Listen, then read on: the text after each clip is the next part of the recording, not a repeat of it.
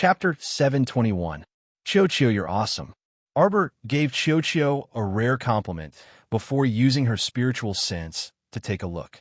She saw that Chio was currently violently beating up the poisonous morning glory until it was completely docile. If Chio could even beat up holy water, what else couldn't it beat up? This morning glory's scientific name was the 6-yang poisonous flower.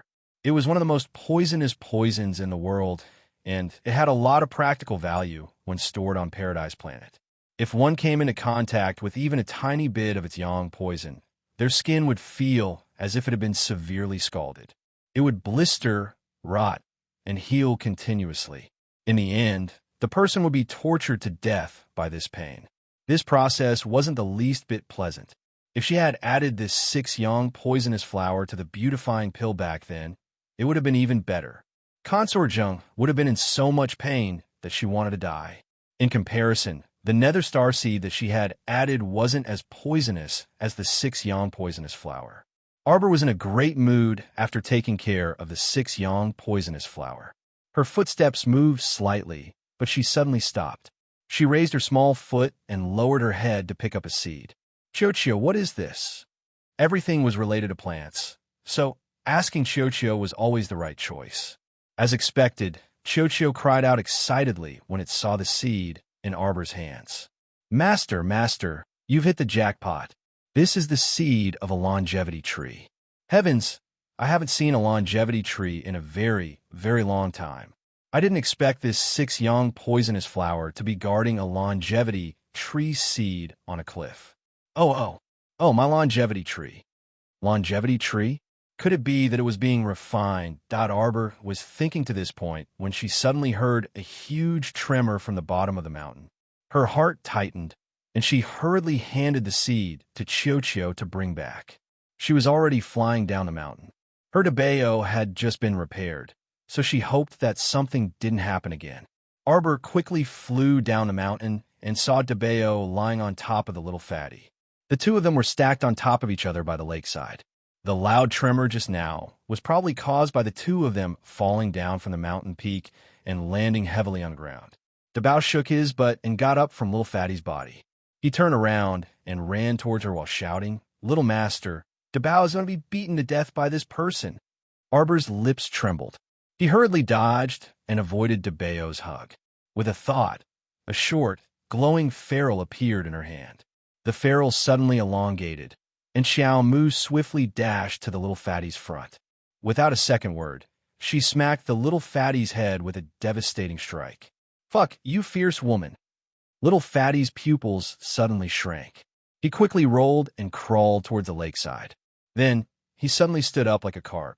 However, just as he was about to stabilize himself, Arbor waved her hand, and a stream of water flew up along her small hand. By the time it reached Little Fatty's neck, it had already completely condensed into a sharp ice spike, stabbing straight towards his throat. This was really too savage. She never wasted words with you, nor did she explain anything to you. She just fucking directly attacked you. Stop. I admit defeat. I'll return to my original form. Okay? Little Fatty's voice suddenly became thin, long, and gentle. A chubby face that looked like a round dough abruptly slimmed down, and all the bones in his body returned to their original positions. Soon, a smiling face appeared in front of Xiao Mu. See you tomorrow. Chapter 722. Arbor swung her little hand and directly rewarded her with a handful of small nails. "I'll go." The woman's slender waist swayed slightly, and in an instant, she changed her position and swiftly jumped to the side, glaring angrily. "Little girl, you're really vicious enough. I've already returned to my original state. What else do you want?" The woman in front of her had the appearance of 27 or 28 years old, and her figure was very voluptuous. At this time, her body had become longer and slimmer, and a large robe was loosely covering her body, revealing 2 legs that were as smooth as jade. Wasn't this the snake beauty that they had bumped into in the underground village earlier? Her bare feet gracefully walked a few steps towards Arbor's side and asked in a negotiating tone, "Little girl, Our top priority right now is to leave this damn place. If there's anything, how about we talk about it after we get out?" Arbor glanced at her with an unpleasant expression, then turned her head and quickly climbed up the mountain peak. The Snake Beauty was so angry that her face was crooked, and she also climbed up the mountain peak. That damn brat. His tone was so stubborn that it was really annoying to look at. When the Snake Beauty reached the peak, she couldn't help but let out a sharp cry. Arbor turned her head to look at her, only to see the woman reach out to cover her small mouth, looking at her with a shocked expression. "Hey, little girl, where's that man-eating flower?" "What man-eating flower? It was just a 6-yang poisonous flower." Arbor wasn't willing to talk to an illiterate with shallow knowledge, so she proudly turned her pink and tender little face away. The Snake Beauty actually giggled enchantingly. With a sway of her slender waist, the Snake Beauty walked towards Arbor's side. Her pair of beautiful eyes looked around the peak, only to see pine trees planted on it. Apart from that, there was nothing else on the mountain peak. Arbor had already released her spiritual sense to search the vicinity. The nearby terrain was a bit strange. After going over this mountain peak, the ground seemed to have sunk in, and there was a large pit in front of them, one after another. The mountain path was rugged and uneven, so it would naturally be difficult for ordinary people to walk on it. Arbor and the Snake Beauty, on the other hand, were moving exceptionally fast. They followed a muddy mountain path and ran down from the back of the mountain peak. In front of him was an endless pit, as if it was a natural trap. If he missed a step at any time, he would completely fall into the pit. "Little girl, quickly release your golem to scout the way," the Snake Beauty said hurriedly. Arbor glanced at the Snake Beauty. "You go and scout." The Snake Beauty grinned and pursed her lips into a smile. "You're really stingy. The golem won't die even if it falls into a pit. We could just pull out again." Arbor chuckled. The Snake Beauty couldn't help but twitch the corner of her mouth. "Miss, you better not laugh. That strange way of simulating laughter with your expressionless face is unbearable to look at." Arbor picked up a branch from the ground and threw it into a pit in front of him. Gulp! The wooden branch fell down and disappeared. "It's over, Mississippi. There's so many potholes in front of us. It's impossible for us to walk through them on foot. Why don't you summon that flying mystic beast of yours?" The Snake Beauty was naturally clear now that the little fellow wasn't some level 6 mystic cultivator. This little ass was too good at tricking people. "Summon yours," Arbor said indifferently. "Little sister, you're so stingy. How can people get along with you happily?" Then scram. The Snake Beauty was about to choke to death. Chapter 723. How could there be such a loathsome girl in this world? Would it kill you to say something nice?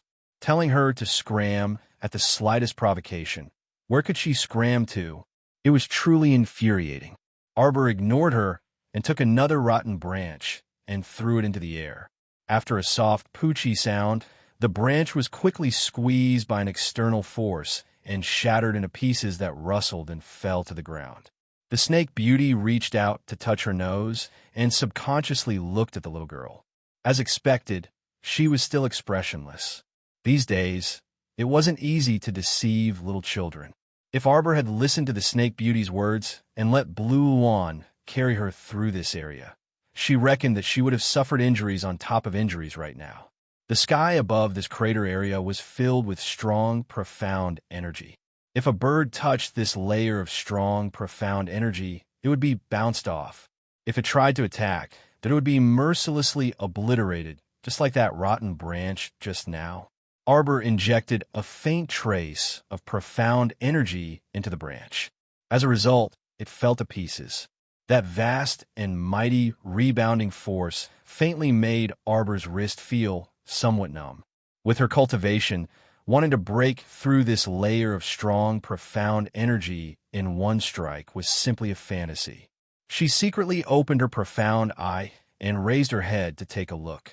She only saw traces of profound energy filling the air above this crater area, intertwining with each other.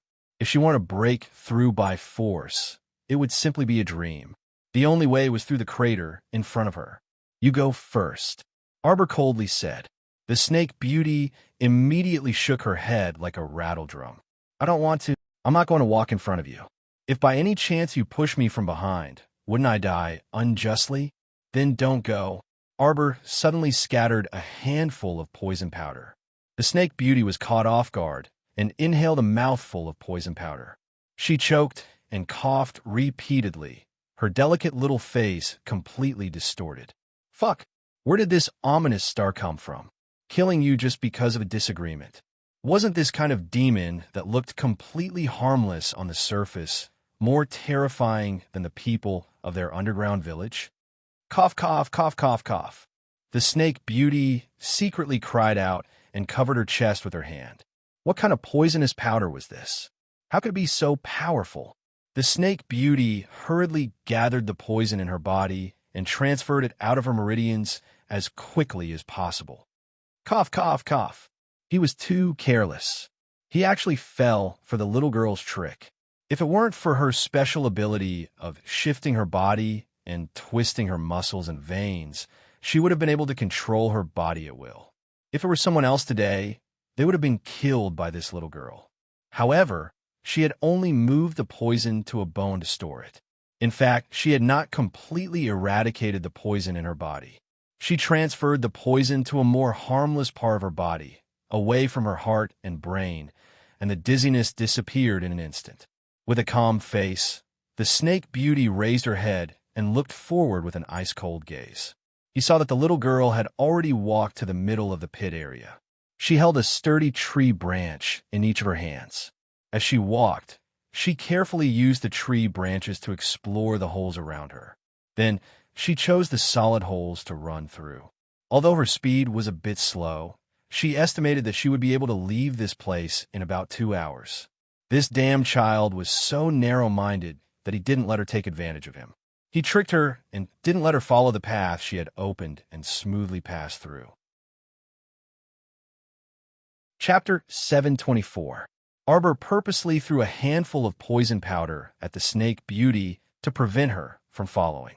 She wanted to prevent the snake beauty from reaping without sowing and taking advantage of her. Arbor's thoughts were, what a joke. Is it so easy for others to reap the fruits of my labor when I, this darling, am scouting ahead? It's better to walk your own path by yourself. I'll scout my path, and you'll scout yours. You want to follow my footsteps? No doors and no windows. How could she have found this kind of scheming child interesting and cute back then? The snake beauty was perplexed after much thought. How blind was she back then? The snake beauty pursed her lips and walked forward without saying a word. At first, the distance between the two was quite far, but gradually, Arbor discovered that the snake beauty was swimming up. Yes, she was swimming. Those pink and white legs slid on the ground very quickly, soft and boneless. Arbor simply stopped and turned to look at her. She discovered that the snake beauty's naked legs were covered in a thin layer of snake scales. Upon closer inspection, those snake scales didn't directly touch the ground, but were slightly more than half an inch away from the ground. It turned out that the snake beauty was a demonic cultivator who had fused with a type of demonic snake. Arbor mused that she had been tricked by this fellow. It turned out that she could pass through this pit area so easily, but she had pretended to be delicate before. Arbor watched as she swam forward and glanced at her back and forth in confusion. She was very clear about the poison she had used. Not to mention a mere demonic cultivator. Even a powerful mystic cultivator would have to drink a pot of poison powder after inhaling it. But why was the snake beauty completely fine in such a short time? This body was too strange, right? Her recovery ability was actually so good. Little miss, are you very curious about my body? The snake beauty suddenly smiled at her. She abruptly opened her mouth and sprayed out a poisonous mist mixed with a fragrant wind. This was the venom that she had completely mastered after fusing with the demonic beast Fire Qilin Fang snake. Now that she had modified it into a poisonous mist, most people would collapse upon inhaling it when she opened her mouth and spat it out, completely unprepared. TSK, stinky girl, you sprinkled a handful of poison powder on me, and I sprayed a mouthful of poison mist on you. Let's call it even. The snake beauty smiled wickedly at Arbor and stretched out her soft arms, intending to catch Arbor's bodied swoosh. A silver needle dipped in poison shot towards the Snake Beauty's eyes at close range. Startled, the Snake Beauty hurriedly bent her delicate waist, her entire body almost sticking to the mud, avoiding the silver needle that brushed past the tip of her nose. In the blink of an eye, Arbor had already summoned that club from his consciousness and furiously swept it down with a thunderbolt. Dang! A pair of short swords appeared on top of the Snake Beauty's head, and they crossed each other above her head. After blocking Arbor's ferocious attack, his body sank into the crater. Arbor flew up and bombarded the Snake Beauty's body 3 times in succession. Clang, clang, clang, clang. He actually knocked half of the Snake Beauty's body into the crater. The Snake Beauty angrily glared at him. "Little fellow, you didn't kill me when you sprinkled poison powder on me before. This time, you neutralized my poison mist, so we're even. Did you have to bury me in a crater?" If it weren't for the fact that the situation was urgent, the Snake Beauty really wanted to laugh. Chapter 725. The 2 short swords above her head were clearly inferior to Arbor's club. They were already somewhat deformed from the club's smashing. "Stop hitting." The Snake Beauty was flustered and exasperated as she called out softly, "My head has been smashed by you, you brat. Can't you be a bit gentler with me?" Clang. After Arbor smashed the last blow, she finally found the time to glance at the Snake Beauty. Half of this guy's body had been smashed into that pit by her. Unfortunately, this pit was solid. It would be even better if it was a trap pit. Who knows where the Snake Beauty would fall into this pit? Hey, look at your sneaky eyes. Are you trying to trick me again? Could it be that you're thinking that if this was a trap, it would be even better if you directly threw me into the river of hatred? The Snake Beauty mumbled. River of hatred? What? You're still playing dumb. The Snake Beauty snorted. This area is full of potholes and continuous traps. Isn't this the Valley of Hatred? So this is the Valley of Hatred. Arbor muttered to herself. Then that means the long, sparse forest is in front. That's right. The Snake Beauty glanced at her suspiciously. Although the long, sparse forest isn't big, ferocious beasts roam freely within. It's very difficult to break through. The monks of the Hidden Moon Temple who live in seclusion hate being disturbed by outsiders the most. It's useless even if you go, they won't see you. The traps at the Valley of Hatred were made by the monks? Of course not. This is a natural barrier. The Snake Beauty rolled her eyes. This Valley of Hatred has been formed for who knows how many hundreds of years. These monks just found a pretty good, secluded residence. Liar. Arbor snorted coldly. There's clearly a dense mystic energy cover above this Valley of Hatred. It simply doesn't allow flying mystic beasts to pass through. You still dare to say it wasn't set up by humans? You don't understand. It's said that the powerful mystic energy above this Valley of Hatred was set up by an extremely powerful great spiritual master. What does it have to do with the monks? Qiao Mu found a rag from somewhere, and under the Snake Beauty's panic-stricken expression, she directly stuffed the rag into her mouth. Long-winded. Woo, woo, woo. There was no justice in this world. She was the one who had asked the question, and she had answered out of kindness. Yet, in the end, she had received such inhumane treatment. The Snake Beauty glared at Arbor angrily. Since it was the Lake of Hatred, it was perfect. Arbor didn't need this Snake Beauty to follow her anymore. She had to go to the Hidden Moon Temple to look for the startled swan dagger, so it was better for her to get lost. Just like that, the Snake Beauty was planted in a pit. Arbor naturally didn't care about her life or death. He directly bypassed her and continued to walk out of the river. The little guy imitated the Snake Beauty and stealthily raised his aura, allowing his legs to float half an inch off the ground.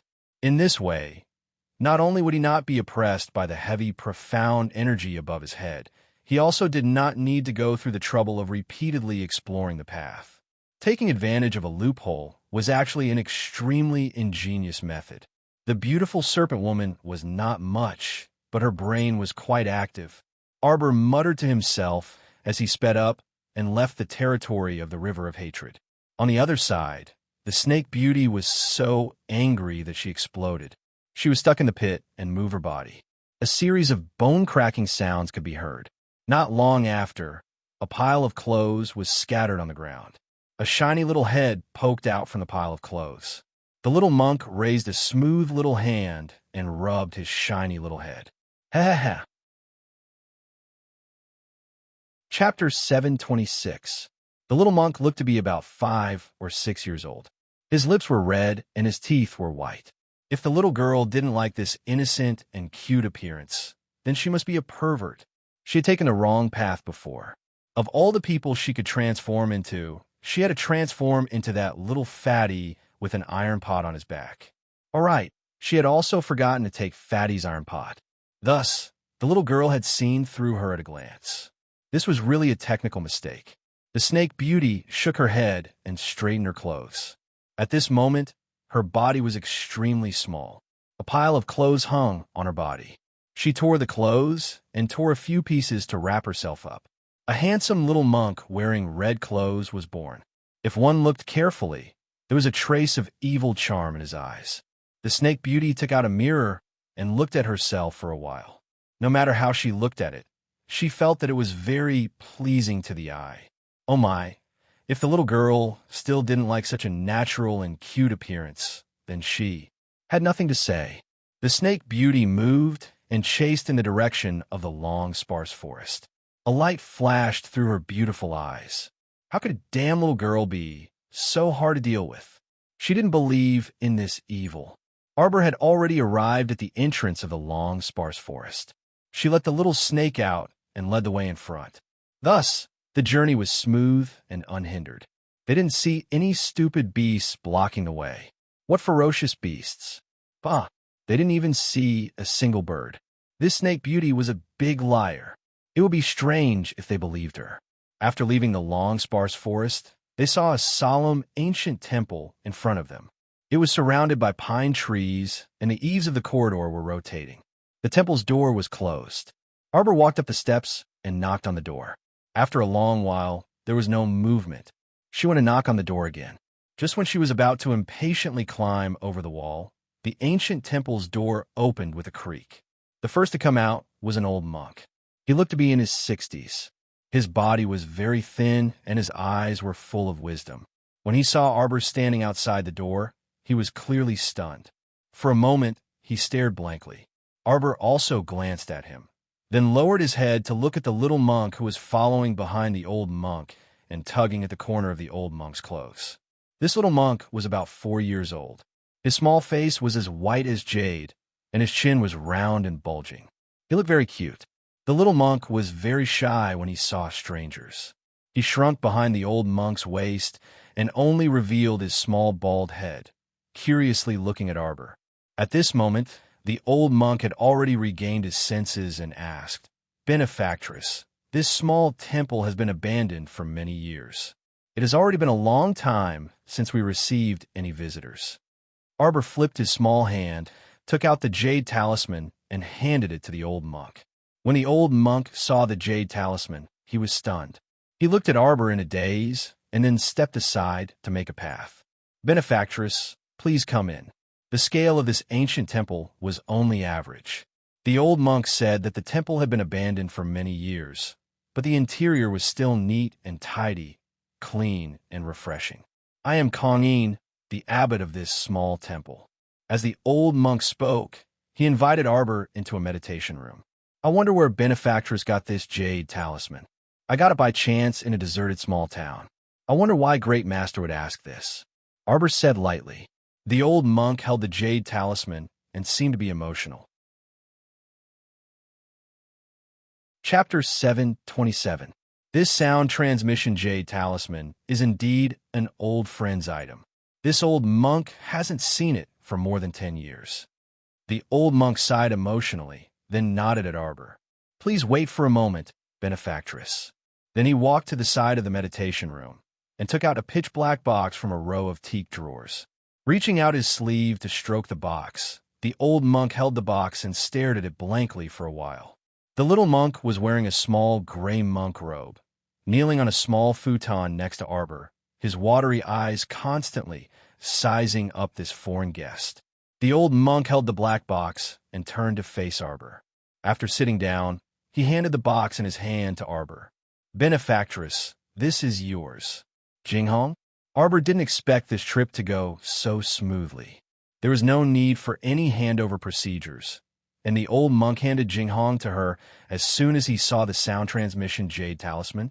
Wasn't this a little too shocking? The old monk nodded and sighed deeply. This old monk has waited here for a full 14 years. From now on, I can finally resolve this obsession, and I have to thank this young benefactress for her help. Arbor asked curiously, "What is obsession?" The old monk stared at Arbor in a daze and muttered to himself like.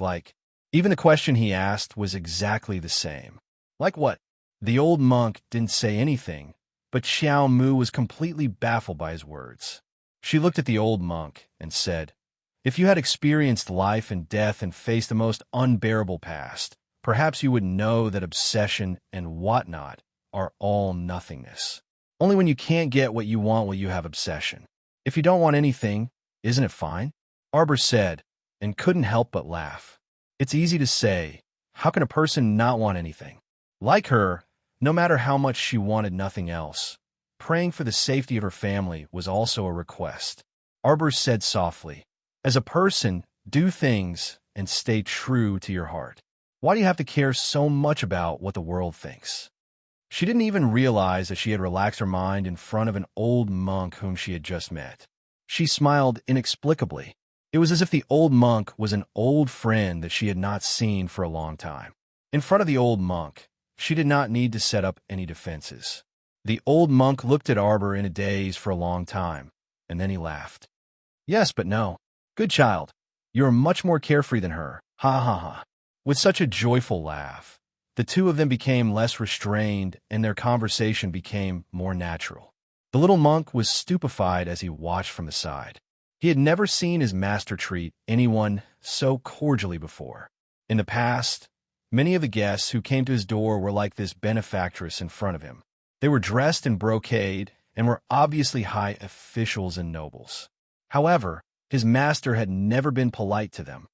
"Child, this is a remote village in the mountains. It's not easy for you to come here. Stay here for a couple of days before you leave. Thank you for your kindness, Grandmaster. However, I still have important matters to attend to, so I can't stay here any longer." "Thank you for your kind intentions, Grandmaster," Arbor hurriedly said. She had to hurry to Bailon fortification immediately. She was worried that Mo Lien would be anxious.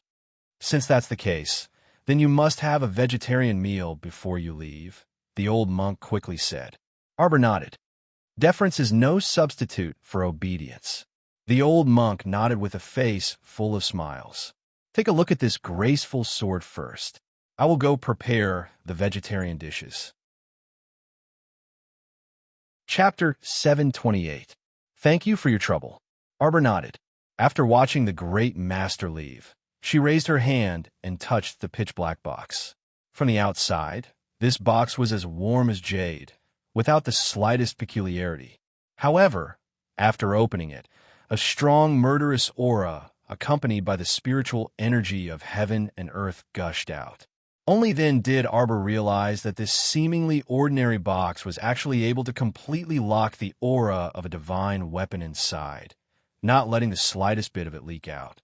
Spiritual light surged into the sky. Even though it was only for a split second, the commotion was enough to startle the surroundings. Arbor was startled and hurriedly raised her head to look. Only then did she realize that the entire sky above the meditation room had already been sealed by an aura. This layer of spiritual light simply couldn't surge out. Only then did she let out a sigh of relief and slowly sat down again. She thought to herself, so when a spiritual tool is born, a spiritual treasure's brilliance will overflow and spread in all directions. If I didn't guard against it, it would inevitably cause a commotion and the world would know. Then the spiritual tool that Mo Lien gave her before must have used some special method to seal the spiritual treasure's light. She was ignorant and inexperienced. As for the Tianji treasure map, that was because it was originally sealed by the concealed weapon box, so its divine light didn't appear in the world. However, That 9 stars mirroring the moon cauldron was rather peculiar. Arbor always felt that this medicinal cauldron wasn't that simple. This thing couldn't be a mere profound weapon. The reason why it didn't have a spiritual treasure's light was probably related to the 9 stars mirroring the moon pattern on the cauldron. So far, this cauldron only had 1 star that emitted a stream of light. Arbor sat on the praying mat, holding the dagger in her hand and carefully examining it. She saw that it was snow white and flawless, with a layer of light silver spiritual light floating on it. It was a bit longer than the palm of her hand and was quite easy to hold. Arbor gently swiped it, only to see a strand of hair in front of her was cut off at the waist. It was truly a sharp weapon that could cut through hair and cut through iron like mud. She held it in her hand and couldn't bear to part with it as she turned it over and over again. The profound energy in her hand slightly spat out, but with a whoosh, the startled swan dagger was instantly sucked into her consciousness. Her consciousness was now in a liquefied state. When he directed his spiritual sense into it, he saw a stream that looked like a jade belt slowly flowing in his conscious. Above the stream, the spirit division record, the golden talisman jade tome, the Tianji treasure map, the ferrule, the wooden club, the cauldron, and other items floated quietly in the air. Now that the startled swan dagger had been sucked into his consciousness, it found an empty space on its own and stayed there quietly without any strange movements. Arbor watched for a while, then a wisp of spiritual sense quietly dispersed into his consciousness. When she came back to her senses, she lowered her head and looked at the black box on her knees. She reached in with her small hand and took out the compartment of the box. Xiao Mu took out a map drawn on parchment from it. This map should be the location of a land of heritage. When she unfolded the map and glanced at it, she could not help but be stunned. She was too familiar with the place drawn on the map. She didn't even need to look at the names of the places marked on the map. She could recognize the mountain range drawn on the map at a glance. At this moment, a chubby little hand gently tugged at the corner of her clothes. Arbor came back to her senses and lowered her head to look at the little monk. She saw that the little monk's round chin was slightly tilted up. A pair of clear black and white eyes stared fixedly at her as he said in a childish voice, "Benefactress, it's time to eat." Arbor reached out to stroke his little bald head, the corners of her mouth involuntarily curling up. "Call me Big Sister." It was a very good meal. The old monk's skill in cooking vegetarian food was really impressive. Chapter 729. After the meal, the old monk looked at Arbor as if he wanted to say something, but hesitated. Arbor spoke up. "Does Great Master have something to say to me?" The old monk sighed and said, "This old monk has a presumptuous request. All these years, this old monk has been waiting for a fated person with the startled swan dagger. Now that my wish has been fulfilled, this old monk would like to leave Shadow Moon Temple and travel to the outer planets." "You want to leave Seacone Planet?" Arbor was slightly taken aback. The old monk nodded and said with a smile, "Traveling can broaden one's horizons and broaden one's mind." Arbor's gaze landed on the chubby little monk on the side. This little monk was currently looking up at them with his round chin and his round eyes. "He's called Kong Kong. He's a very easy child to raise. You don't have to worry about him usually. Just give him 2 or 3 vegetarian buns every day." The old monk's heart was too big. He wanted to slip away and throw the little monk to her. That's right, she did take the startled swan dagger and map that he gifted her, but he didn't say that she had to bring a child back along with her. Arbor pursed her lips. The old monk glanced at her and quickly continued, "Child, if you're unwilling to take Kong Kong with you, then leave. After that old monk goes out to travel, there will be only Kong Kong left in this empty temple. Although there shouldn't be any problems with food for 2 to 3 years, leaving such a young child alone in the temple. Sigh, how can this old monk bear to do that?" Arbor rolled her eyes and muttered to herself, "If you can't bear to, then can't you take him along with you on the road? Wouldn't it be fine if you also brought him to travel around? Kong Kong is still young after all. At this age, it's not suitable for him to go out for such a long time." The old monk seemed to have seen through Arbor's thoughts and quickly said, Don't worry, this old monk will only go out for 3 years at most. After 3 years, I'll definitely come find you and bring Kong Kong back. As for Kong Kong's safety, you don't have to worry. Although he's young, he has enough strength to protect himself. Kong Kong, the old monk called out. The little monk, Kong Kong, suddenly stood up shakily from the praying mat. He shook his little butt and suddenly stretched out his 10 little round fingers. 2 balls of fire were slightly jumping on these little hands. Fire spirit. Arbor was shocked. This was the first time she had seen someone other than Mo Lien who could control fire so skillfully. The 2 flames were crimson in color and looked very bright. Compared to the red flame in Mo Lien's hand, it seemed to be even purer. Of course, it couldn't compare to Mo Lien's purple flames. However, this wasn't the main point. The main point was that this little brat was only 4 years old, yet he had already comprehended spiritual fire. This is the level 7 spiritual fire that Kong Kong controls. When the old monk mentioned this, his expression could not help but turn slightly strange. When he brought Kong Kong back, Kong Kong was still a baby. It seemed that he had only been born for a few days. However, it was precisely this kind of baby that was born with spiritual fire. At first, the old monk did not notice it. After he brought this baby back, the meditation room would occasionally catch fire. Later, he realized with a start that every time the baby got angry, his little bed would catch fire if the old monk coughed lightly. It's that. Kong Kong's ability to control fire is still not very good. Sometimes when he gets angry, it's easy for him to cough and cause the fire spirit to go berserk. Arbor's eyes widened. Then wouldn't this child be an unstable factor? How would she dare to send him home? Chapter 730. The old monk hurriedly added, Don't worry, don't worry. Kong Kong is a very obedient child. He usually doesn't get angry. Once he gets angry, it's like a mountain flood erupting, magma spewing out. He's usually very quiet. Prepare a meditation room for him and let him chant sutras. He doesn't come out to cause trouble. The old monk said again. Arbor looked at the old monk speechlessly. She always felt that the old monk was like a shopkeeper who didn't do anything. When he saw her, he hurriedly threw the little monk, this little burden, to her. The old monk smiled and said, Child, you definitely won't lose out by bringing Kong Kong along. You will know in the future. Although Kong Kong is still young, he has done a lot of research on Buddhist hand seals. Not only can he control the fire spirit, he can also perform various Buddhist hand seals. If you bring him along to the mystic realm, it will be of great help to you. The meaning of these words was revealed. The old monk was implying that it was useless to just rely on the map in her hands.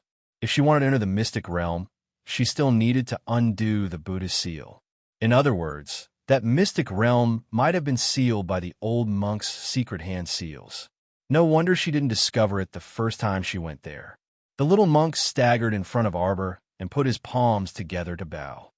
Benefactress, please take care of me in the future. Arbor's mouth twitched and lightly pressed her head on the little guy's bald head. Call me sister. The little monk covered his bald head and looked at the little girl in front of him blankly. The old monk laughed a few times. After bidding farewell to the old monk, Arbor held the little monk's hand and walked out of the temple. She turned back to take a look. The old temple was still as solemn as before, but lacked some incense and people. Benefactress, the senior brothers have all gone out to travel. Now that Master is leaving, from today onwards, there will be no one in this small temple. The little monk puffed up his chubby cheeks. Arbor stretched out 2 fingers and gently pinched the little monk's soft cheeks. She corrected him with a serious face, Call me sister. The little monk looked at her pitifully and thought, Benefactress is so fierce. Arbor was both amused and annoyed. She raised her hand and patted his bald head. Call me big sister, or there will be no vegetarian buns to eat. As soon as the little monk heard that he wasn't going to be given a vegetarian bun to eat, he hurriedly and obediently called out elder sister. Thus, his gluttonous nature was fully revealed. Do you eat meat? Arbor asked, holding his little hand. The small monk shook his bald head like a rattle drum.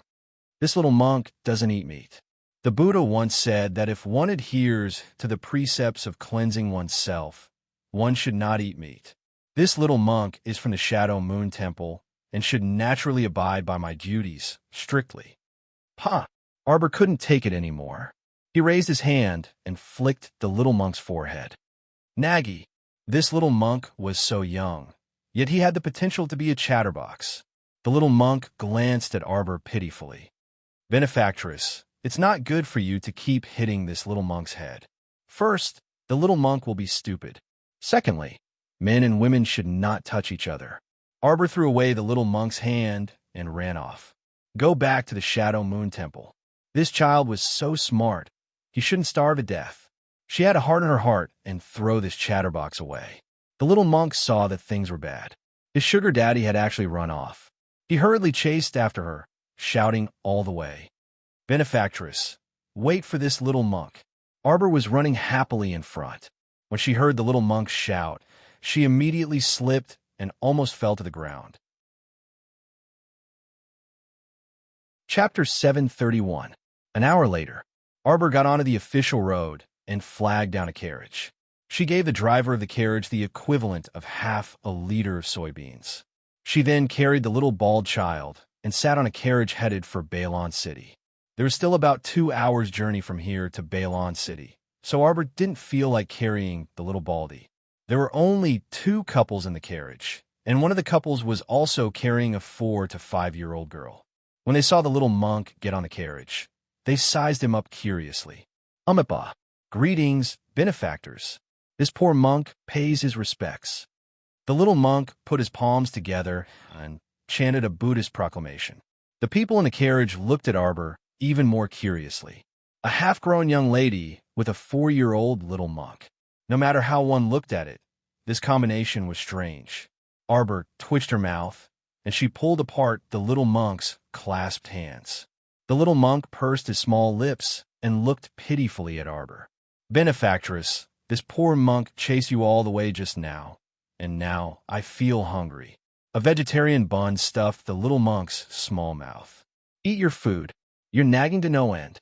Moreover, you're so freaking young, yet you're so scholarly, which really made people laugh. The little monk held a vegetarian bun with both hands and started nibbling on it happily. On the other hand, the little girl of the same age stared at the little monk with an impatient expression. The little monk ate halfway, but he couldn't eat any more from the little girl's stare. After thinking about it, he tilted his head, tore off a small portion of the untouched vegetarian bun, and handed it over. The couple carrying the child hurriedly thanked this compassionate little master and took the vegetarian bun to feed the little girl. Arbor didn't say much, but the couple who had fetched the vegetarian bun revealed to her that they were going to Bailon City to seek refuge with their relatives. The one driving the carriage was their old father, and the other couple in the carriage was their younger brother and sister-in-law. This family had lost many siblings during their escape, and even their old mother had passed away on the road due to catching a cold. Now, the large family of more than a dozen people was left with only a family of 6. Speaking of this, they couldn't help but sigh endlessly. However, Xiaomu only listened attentively. At least this family had a carriage that could shelter them from the wind and rain. They could be considered to be quite well off. Many people lost their entire family during their exile. This was not an exception.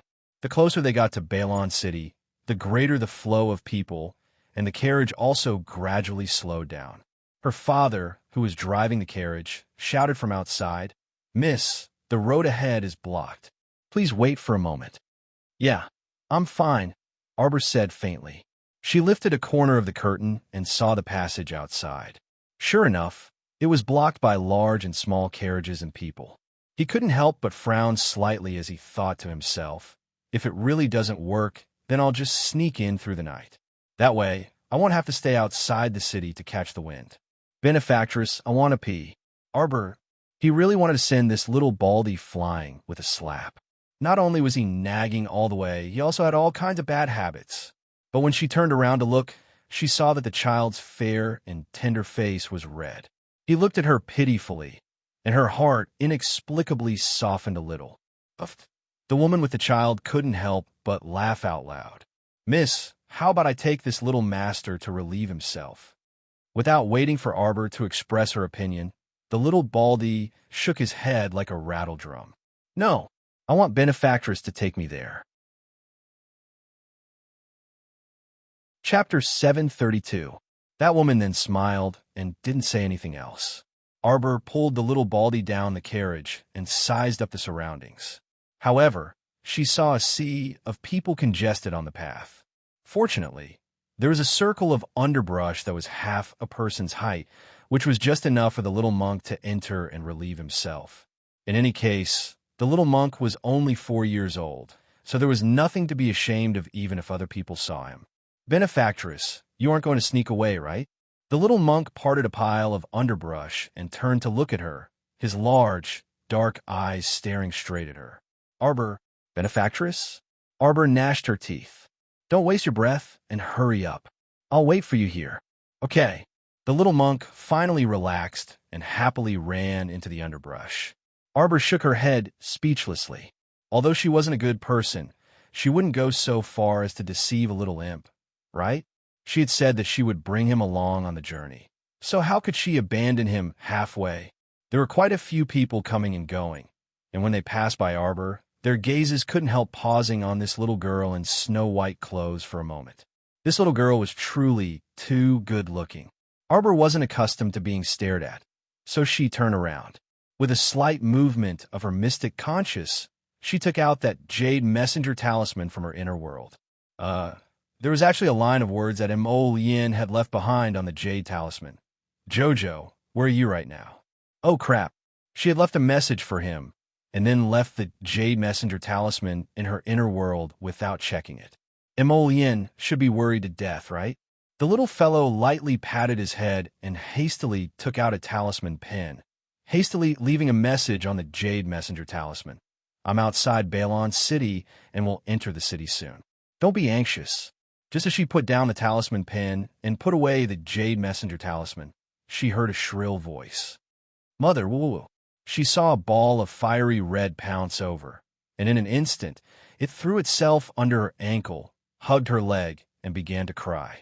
The surrounding people were immediately petrified, and they all looked in disarray at that red-clothed little baldy who had suddenly pounced over and hugged the little girl's leg. Little Baldy's lips were red and his teeth were white, tender, and cute. He looked very cute, but Arbor was shocked by this child. Where did this little brat come from? Why did he randomly grab someone and call her mother? Mother. Little Baldy slightly raised his little head, stared at the little girl, and cried, Mother, mother, mother. Xiaomu yanked him off her lap and tossed him to the side. There was a slight movement in the bushes. Kong Kong heard the movement and ran out. The two little Baldies looked at each other. The red-robed little Baldy suddenly pointed at Kong Kong and shouted, Who are you? You actually pretended to be me and pester my mother. Do you want to replace me and be mother's son? The passers-by were stunned. At this moment, many pairs of eyes were staring at Arbor in disbelief. Fuck, this little girl herself is not young, but her son is already so old.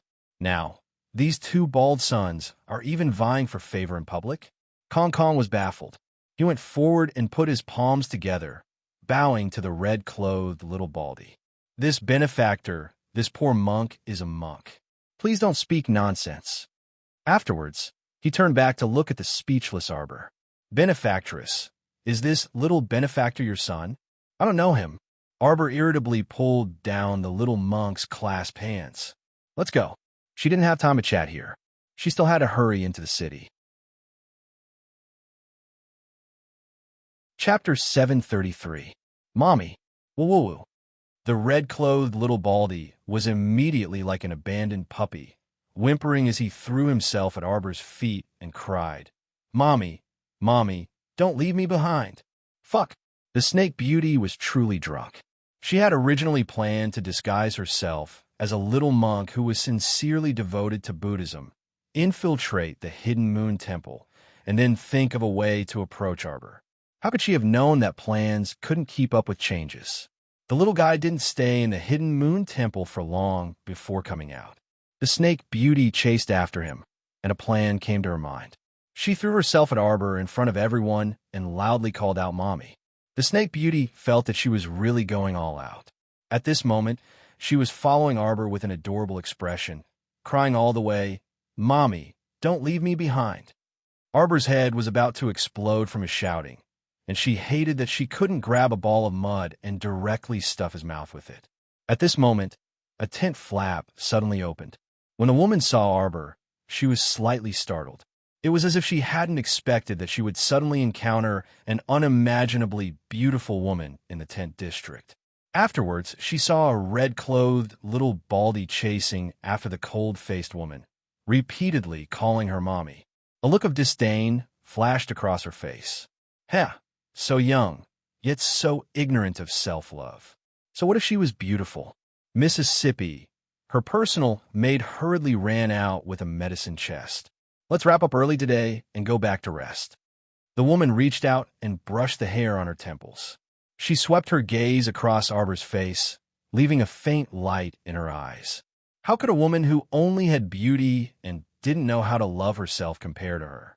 She was one of the top 50 physicians in the Celestial Medicine Valley. She was a very capable woman.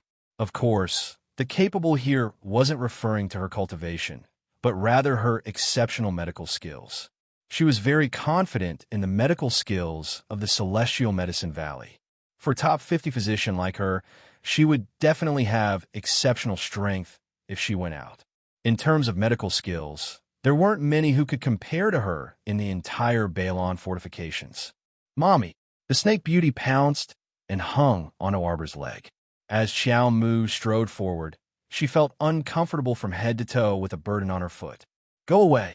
This was ridiculous. Which family did this brat come from? Why didn't anyone come out to discipline him?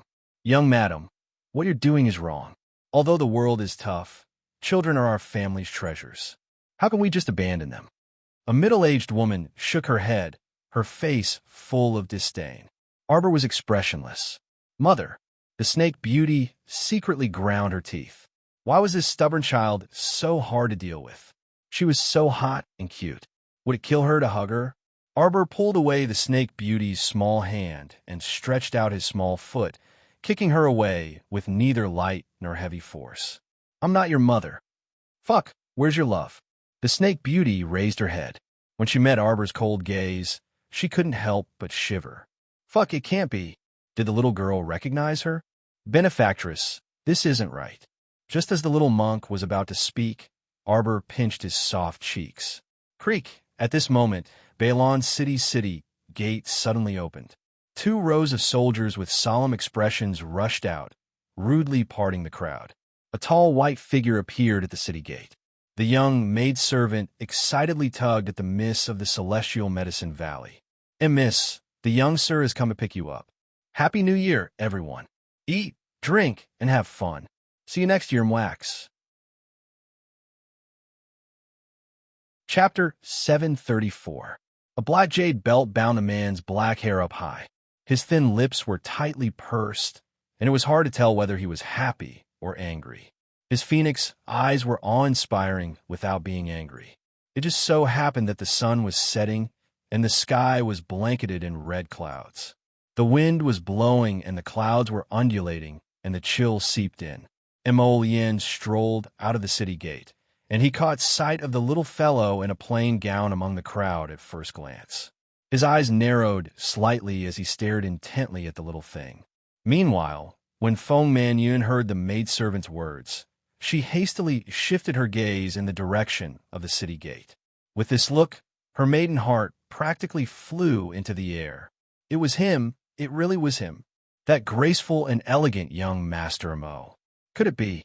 Could it be that it was as Xiang Qin said, that the young master came out this time to pick her up?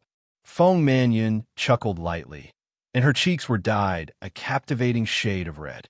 Her elated maiden heart couldn't resist thumping faster and faster. Ever since she met this young Master Mo by chance last night, Feng Manyun's proud maiden heart, which she had carefully guarded for 18 years, couldn't help but fall for this young and handsome sir. When she discovered that this young Master Mo was also staying in the city lord's estate like her, she was overjoyed. Although the two of them hadn't interacted much since last night, After all, the young master was a jade-like gentleman, so he naturally abided by the rules in front of an unfamiliar young lady. But Feng Mannion felt that as long as she was given enough time to interact with him, this young noble sir would definitely develop a favorable impression of her. She was very confident about this. After all, a kind-hearted woman with exceptional medical skills like her was clearly rare in the current world. She was a doctor who had volunteered to go to the Shanty district to treat the civilians' injuries and heal the wounded. She was revered and worshipped by countless people in the Shanty district. At this time, sure enough, this graceful young master was walking in her direction. He was getting closer and closer, almost stopping right in front of her. Feng Mannion put on her most confident and beautiful smile as she took 2 small steps forward. She had just curtsied halfway when she murmured, "Young Master M.O." Prince M.O. then drifted past her, not even sparing her a glance out of the corner of his eye. When Feng Mannion discovered that Prince M.O. had directly dashed past her, the beautiful smile on her face instantly froze, as if it had been glued to her face. Feng Mannion's pitch-black pupils seemed to be whirling rapidly, and she only felt her neck turn abnormally stiff. Slowly, she turned her head around. Then, his pupils contracted and gradually enlarged. She saw that the noble young master, who had always been modest and arrogant in front of her, flew like a gust of wind in front of the cold and beautiful young lady.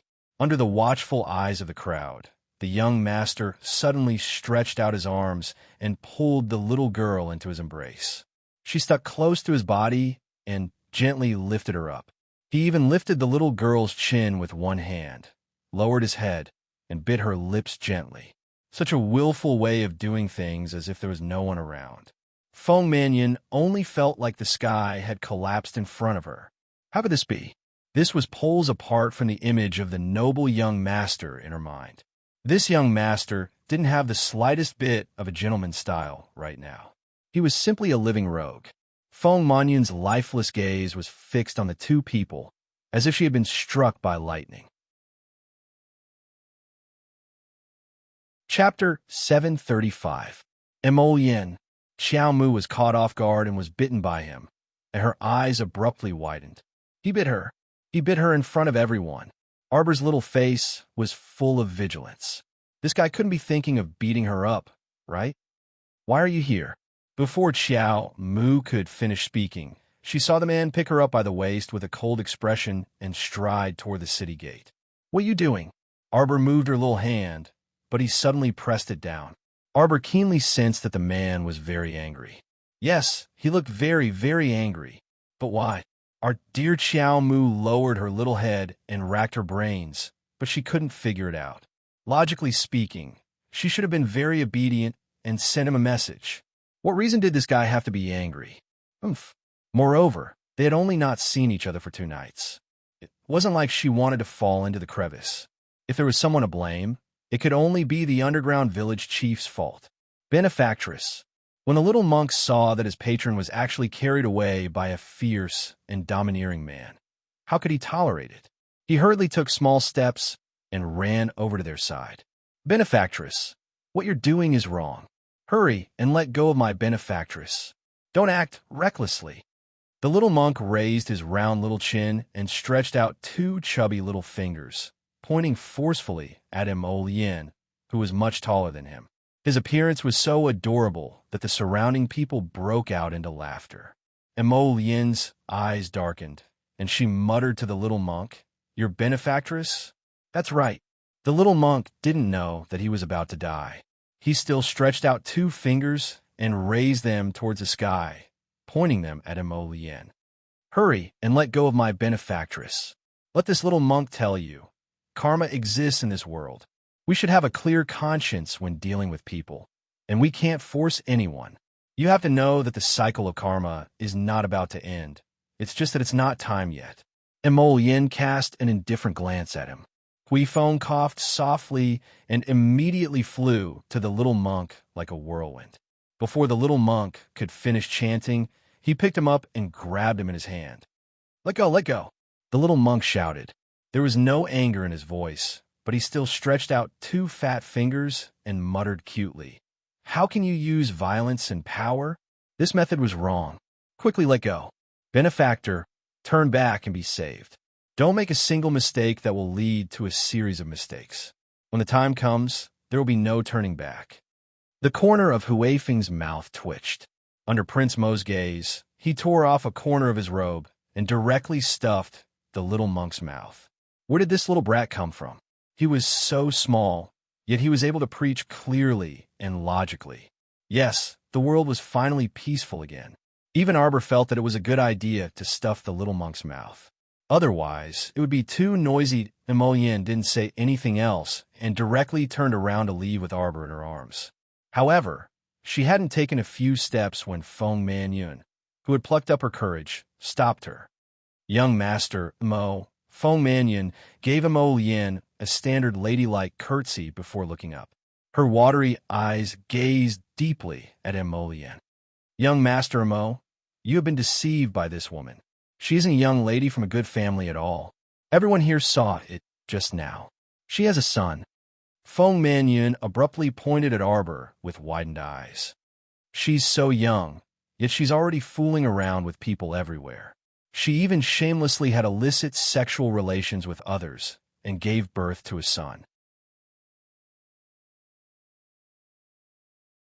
Chapter 736. And what was with the son? Imoyen simply didn't notice the snake beauty's appearance at all. That was to be expected. As a crafty person like the snake beauty, when she saw Imoyen appear, she was very clear that she had already lost the best opportunity to stick to the little lady. She had to leave quickly. Moreover, the little lady's stern gaze just now might have actually meant that she had long seen through her identity as the snake beauty. But was that possible? This wasn't some simple disguise technique. This was a very rare, special ability. She was probably the only person in the entire Seacone planet who could shift one's appearance, alter one's bones, and distort one's meridians. This special ability to change a person's bones, appearance, and even meridians wasn't something that other cats or dogs could possess. Her red, clothed little Baldy's appearance was worlds apart from the Iron Walk brat from before, be it in terms of appearance or figure. If this little girl was able to recognize her at a glance, then there was really no justice in this world.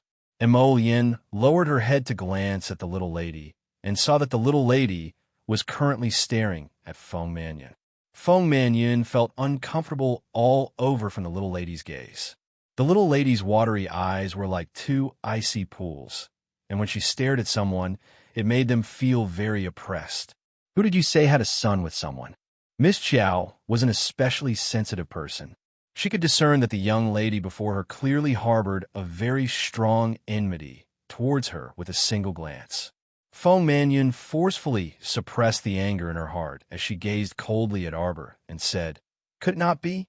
Just now, there was a bald child in red." Feng Manyun turned around, but her pupils suddenly contracted. Where was that child? Where did that damn little Baldy in red run off to? Just now, there was clearly a little Baldy in red who kept calling you Mom. Granny. Arbor suddenly called out, interrupting Feng Manyun's words. What? Feng Manyun's gaze suddenly froze as she stared at the little lady in front of her in disbelief. Although her face wasn't as rosy and exquisite as the little lady's, and she was also slightly older than the little lady, she was still a charming 18-year-old young lady in the end. If it weren't for the contrast of the little lady in front of her, Feng Manyun would also be a great beauty that everyone praised. But now, just listen to what this wretched lass called me. Granny? Granny? Granny. Arbor didn't even raise his head, merely raising his eyebrows coldly. Without waiting for the infuriated Feng Manyun to retort, he continued to say with a stoic face, Could it be that you really are my granny if I call you Granny? I'll only be 15 after the new year. That little brat looks like he's 5 or 6 years old. You've all seen it. Arbor said expressionlessly. Do you think I could have given birth to such a big son 5 or 6 years ago? Heh! Arbor's lips curled up in mockery as he cast Feng Manyun a disdainful glance from the corner of his eyes. You still claim to be a doctor. Isn't such a simple medical theory something that can be discerned at a glance? Doctor, huh? The two consecutive ha-s caused Feng Munyun's charming face to swell with a myriad of colors, turning it into a purplish-red hue. You. Feng Manyun was rendered speechless by Arbor's rebuke. She wanted to say something, but she was tongue-tied and couldn't retort. You scolded me very viciously just now. Apologize to me immediately.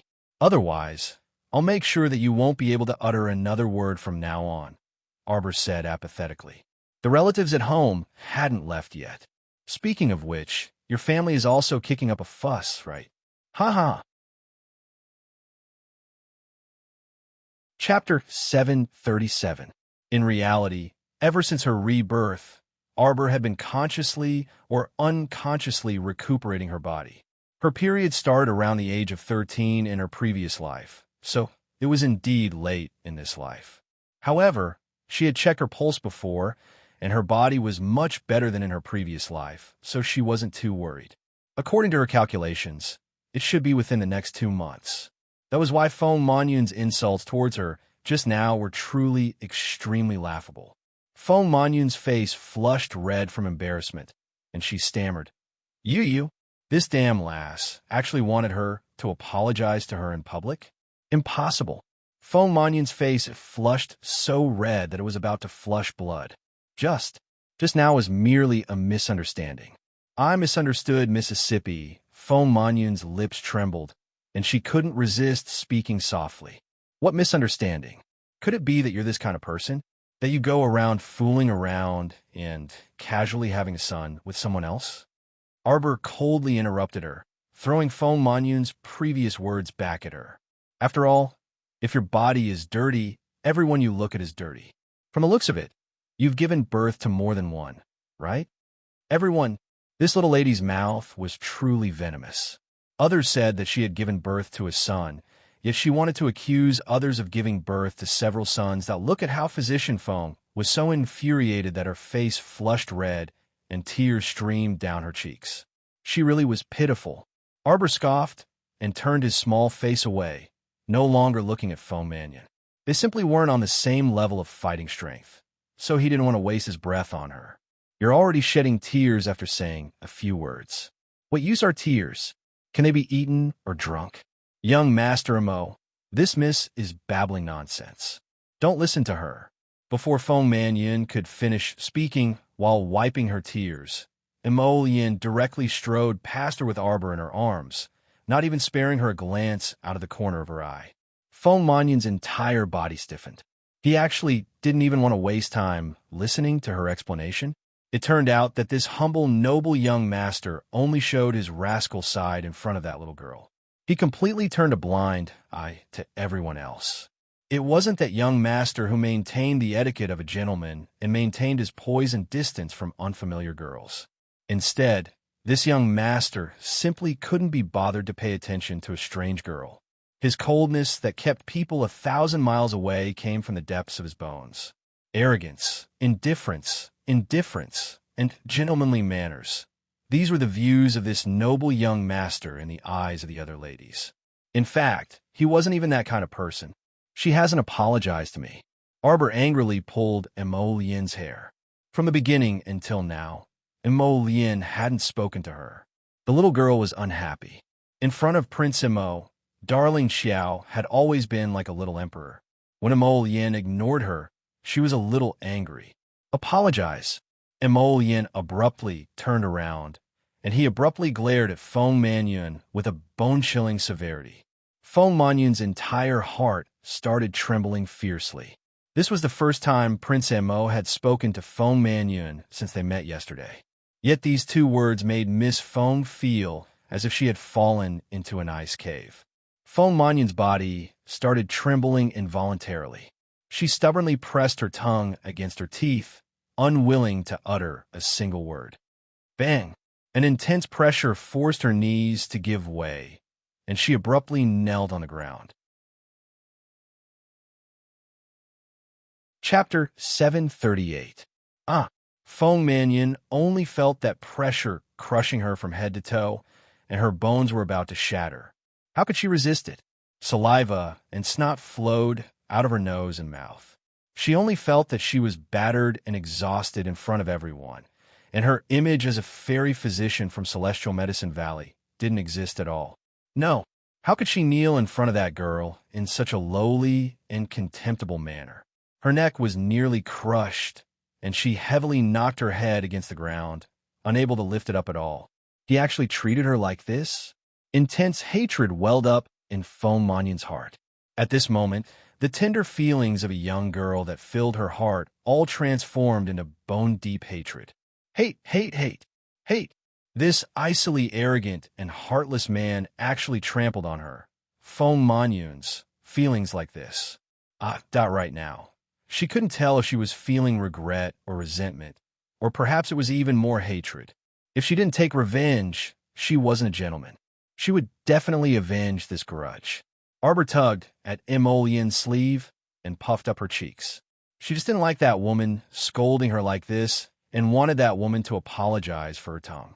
She wouldn't go so far as to insist on killing her over a few words. Her original intention was only to have Feng Manyun apologize. Shouldn't she apologize for using malicious and untrue words to scold someone in front of them? She kept feeling that this man had nowhere to vent his anger and just so happened to bump into the unlucky Feng Manyun herself. Speaking of which, although Prince Emo always looked gentle and amiable, giving off a refreshing feeling, he was actually more ruthless and decisive than anyone else in the world. Emollien pressed her lips tightly together, and her face was as cold as snow. Her pair of phoenix eyes were dyed with ruthlessness, and she raised her hand apathetically. "Your Highness! Your Highness!"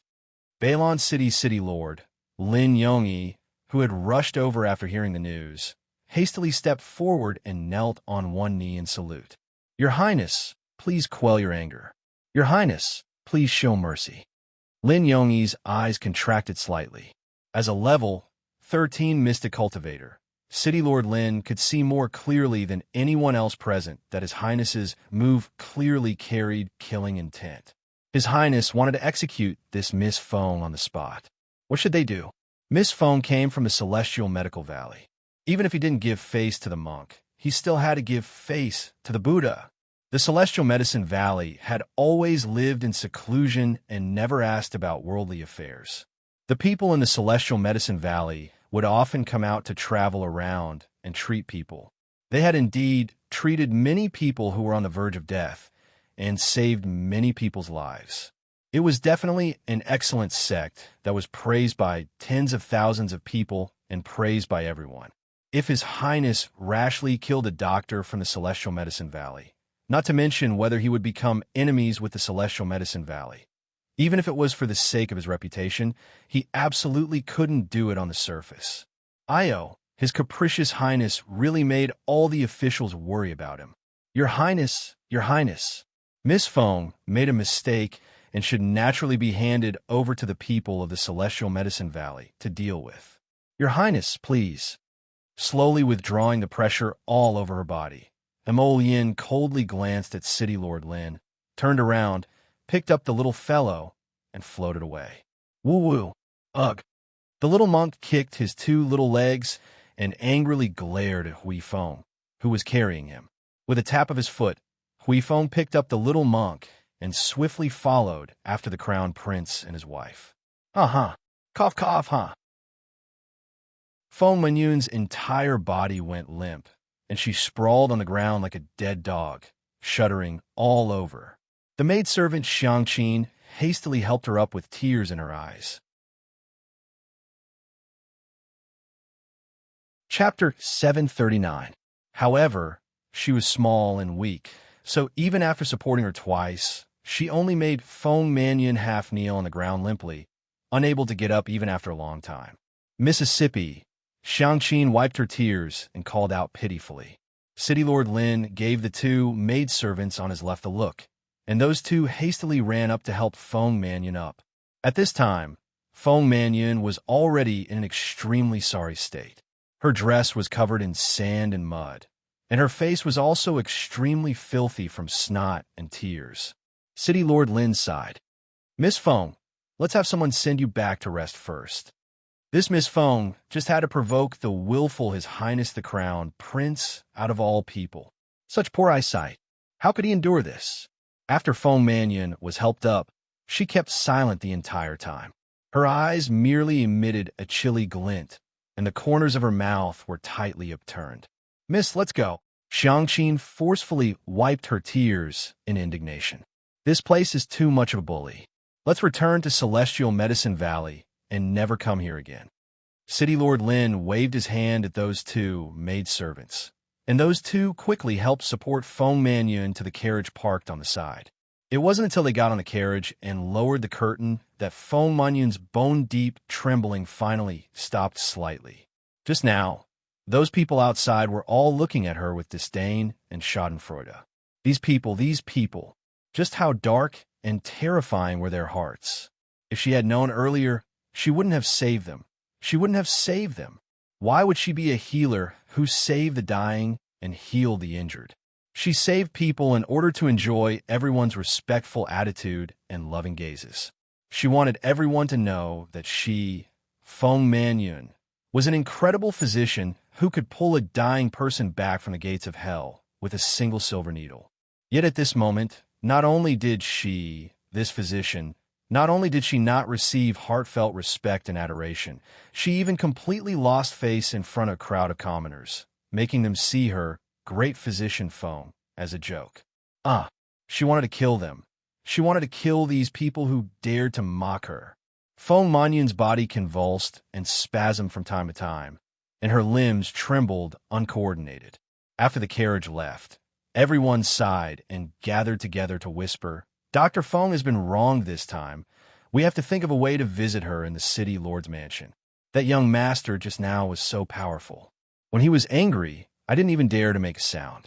Dr. Feng is really pitiful. Encountering such a powerful young master, we can't help at all. But just now, Dr. Feng, she spoke without thinking and insulted a young lady. She was an innocent young lady, and her reputation was almost ruined by her. This isn't too good. Sigh, maybe it was a misunderstanding. Dr. Feng didn't do it on purpose. The crowd dispersed as they chatted. They didn't know that the Dr. Feng they spoke of had a twisted mind. Now, she wished she could kill all of these people who had seen her in such a sorry state. Crown Prince Mo wordlessly carried Darling Qiao back to the city lord's estate and headed for his residence inside the city lord's estate. The little emperor baby was unhappy. Why aren't you talking? Arbor angrily moved his little hands and feet. Stinky Mo Lien. He didn't say a single word to her the entire way. This darling also doesn't want to talk to him. Mo Lien was like a saw-toothed gourd as he carried Darling Qiao all the way back to the dormitory. Once he stepped through the door, he kicked it shut with a bang. See you on the second day of the new year. My head hurts so much. Chapter 740. Xiao Mu had only spat out one word when Mo Lien pushed her down onto the bed. The man then thoroughly sealed the second half of her sentence in her small mouth. The man's kiss came like a storm, a sudden burst of thunder. In an instant, Arbor's breath was taken away. The man's hot breath hit her in the face. It was different from the light kisses in the past. This kiss was gentle, elegant, reserved, and warm. Today's kiss was simply crazy. In an instant, he pounced on her and pressed his lips tightly against hers, grinding and tossing, not giving her a chance to escape again. Xiao Mu grunted and secretly tried to break free, but she only felt that the man's arms were scorching hot and shockingly strong. How could her soft and small body break free from his grip? She only felt that her heart was beating violently, as if it was going to jump out of her chest. Thump, thump, thump. That what should she do? This evildoer in front of her was too eye-catching. Even when he was angry and pounced on her, he was still so seductive. In front of such beauty, one would lose the ability to think. Emolien, Arbor's breathing was a little rapid, and her heart was in a mess. The man answered in a deep voice and slowly lifted his face. His eyes were slightly upturned, and his handsome face was slightly red as he looked at her from a few inches away. When she struggled to sit up, she saw the evildoer on top of her leaning over. His water-like black hair fell down and fell on her little face. His hair brushed against her neck, tickling her face. The man opened his mouth slightly and spat a mouthful of medicine into her little mouth. Arbor was speechless. "Do you still remember what I said before?" The man pressed his lips against hers and rubbed gently. "If you disappear without a word again, I will tie you to my side and never allow you to leave my side again." "I didn't disappear." Arbor widened her round eyes angrily. Now, other than her head and mouth, she couldn't move her body and limbs. She was so angry. "It disappeared." Emolien spoke faintly as he bit her small mouth neither lightly nor heavily. "It was the night before yesterday. Your aura disappeared in an instant." Arbor suddenly fell silent. The night before yesterday, that was when she went to Paradise Planet to stay the night. The man turned his head slightly, one hand supporting his head while the other caressed her little face. He murmured softly, "I don't like the feeling of you disappearing. It's as if everything in the world has turned into nothing." It was as if he had turned into ashes in an instant. Emolien's slender fingers caressed her tender cheeks inch by inch as he gazed at her with a slightly dazed gaze. "My heart feels empty, as if someone dug out a large piece of it. It's so unbearable." That kind of feeling, even if he wanted to cry, he couldn't shout. It was as if the heavens and earth had turned into nothingness for a moment. He desperately tried to grab hold of something, but in the end, he couldn't grab hold of anything. His face drooped down, suddenly burying it in Xiao Mu's hair, and his breathing also turned more oppressive. "Jojo, what do you want me to do?" "Don't disappear. Don't leave me. Don't ever leave me, okay?" he said softly, his head slowly rubbing against her hair twice. Xiao Mu's heart melted because of this man. Chapter 741. This man looked noble and proper on the surface, but he was so good at whispering sweet nothings in secret. It was so soft that she couldn't help blushing and her heart beating faster. Arbor's lips were numb and soft. Her little face was red, and her little mouth couldn't help but open slightly. She was like a beautiful little flower, waiting to be gently plucked. The two of them kissed each other with their lips and teeth, as if they were going to fuse together. They kissed for a while. The temperature in the room rose quite a bit. Arbor suddenly realized that her little hands and feet could move. She couldn't help but let out a sigh of relief. She gently raised her hand and touched the man's furry head. "Emolien," Arbor called out softly. The man raised his head slightly. His gaze was so deep that it was as if he could see through her. His gaze was so deep that it almost sucked her into the abyss. "Baby." He gently rubbed his lips on her little face and reached out to hold her face. He looked straight into her eyes. "Have me in your eyes, okay?" He was most afraid that he wouldn't be able to imprint his figure in those beautiful eyes. He wanted her eyes to have him, to have his reflection, to have his existence. Even if at this moment, this baby's heart might not be like his, loving so intensely and deeply that he couldn't extricate himself. It didn't matter. He had the patience to integrate into her life bit by bit. Like the spring wind and rain, he seeped in her world and her life. He firmly grasped her heart and took it for himself. He wouldn't let her escape even half an inch.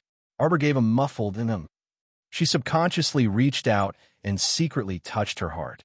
What was going on? Her heart kept pounding nonstop. It was beating so fast that she was in a mess. She kept feeling that the current her didn't seem like herself anymore. "I'm sleepy." Xiao Mu abruptly pulled over the bedding beside her and covered her head with it, blocking his scorching gaze. His gaze was too burning. It burned her whole body and made her cheeks unbearably hot. The little fellow wrapped herself up like a little cicada pupa. Her neck and head were all buried in the blanket. It wasn't until Emolien tugged lightly that he dug her small head out from the thick blankets. "Why are you wrapped so tightly?" Emolien sighed softly and stuffed her two small hands into the blankets. He pulled the blankets up to her neck and leaned over to plant a kiss on her forehead.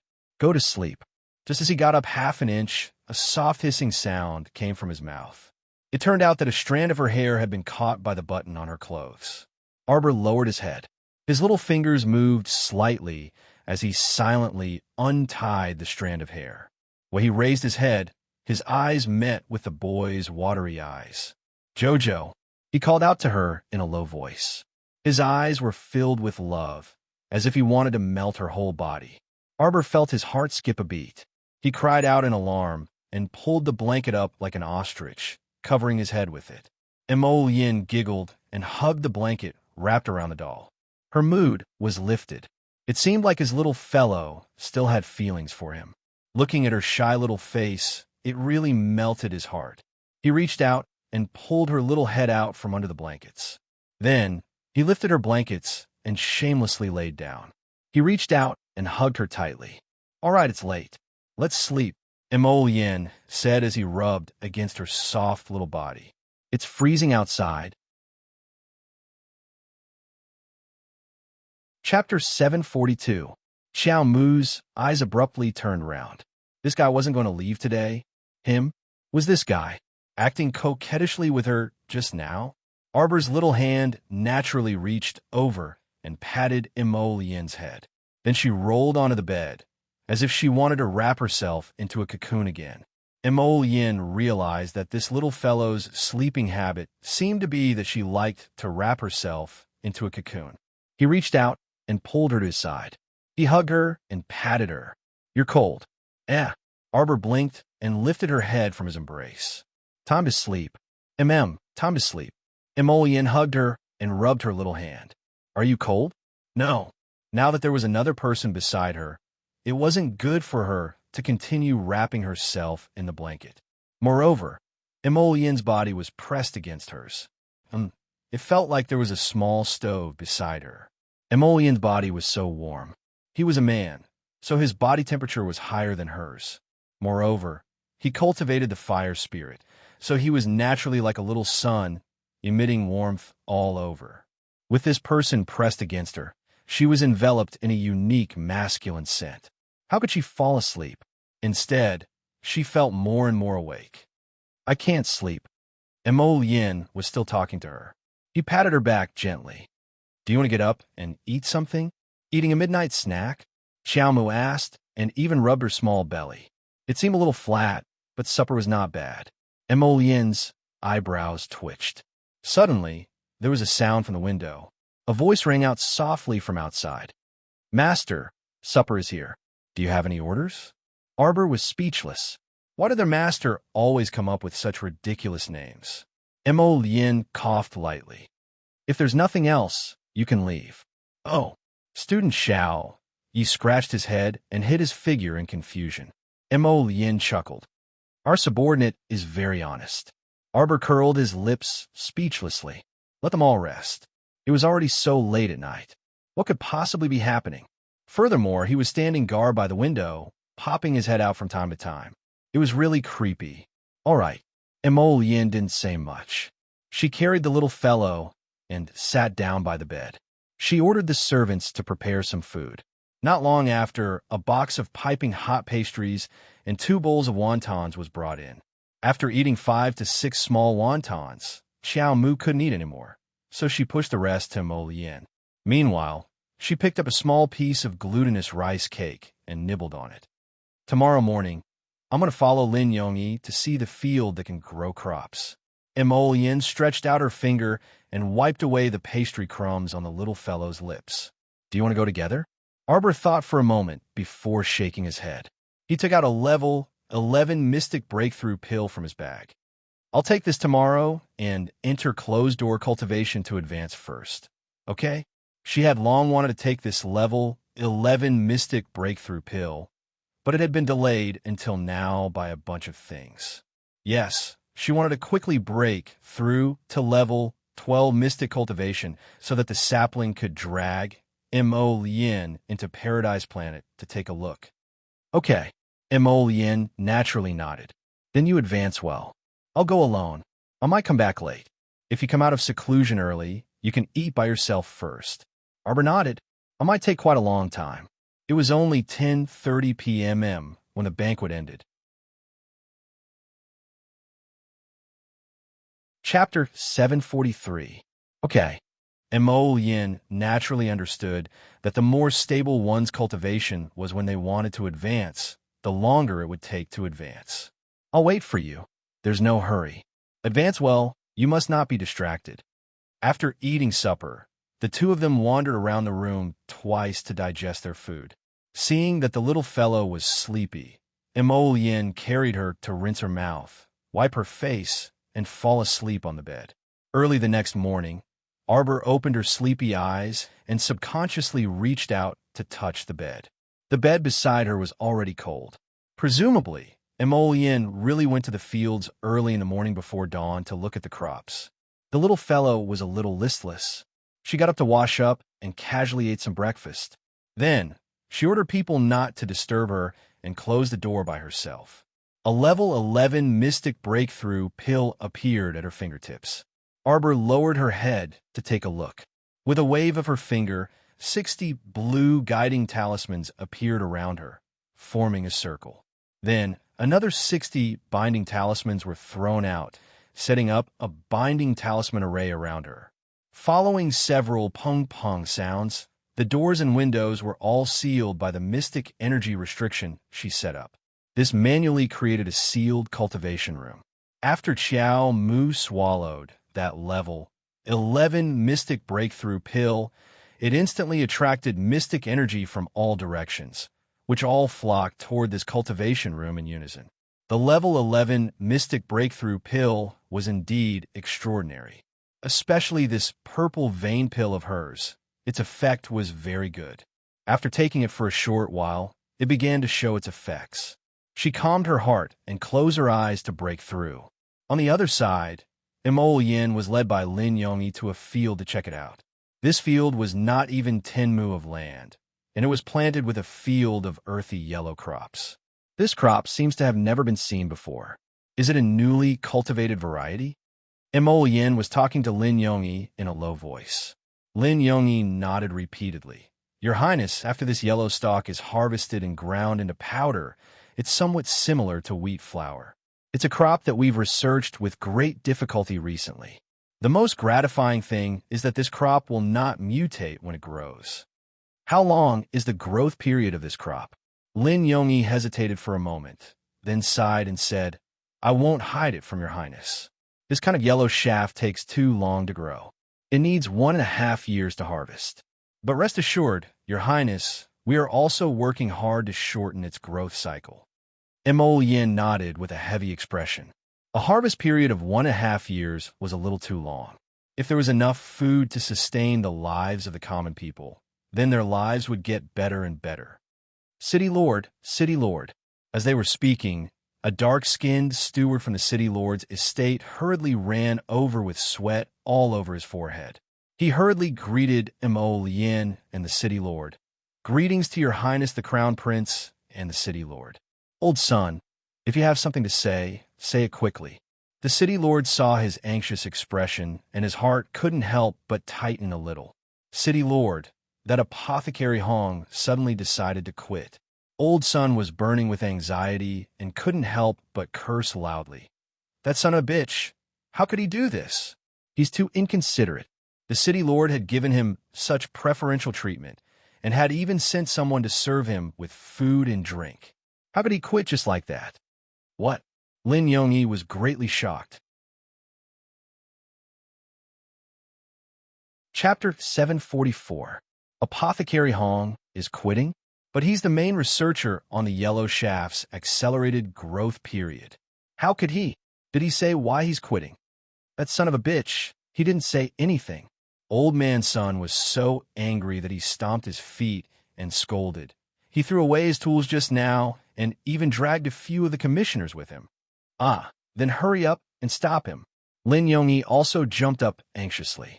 The research on the yellow shaft's harvest hadn't been completed yet.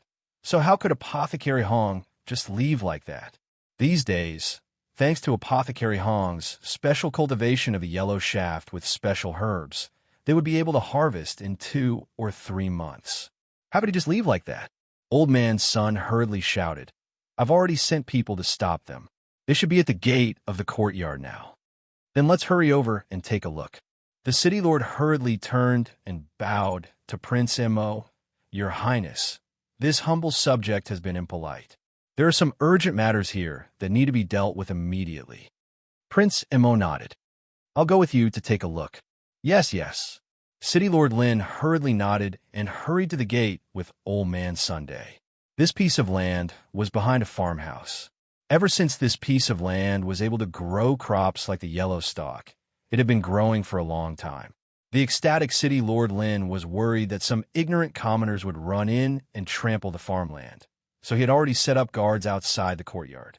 Therefore, when Apothecary Hong and the others wanted to go out, the soldiers who received the order would definitely stop them.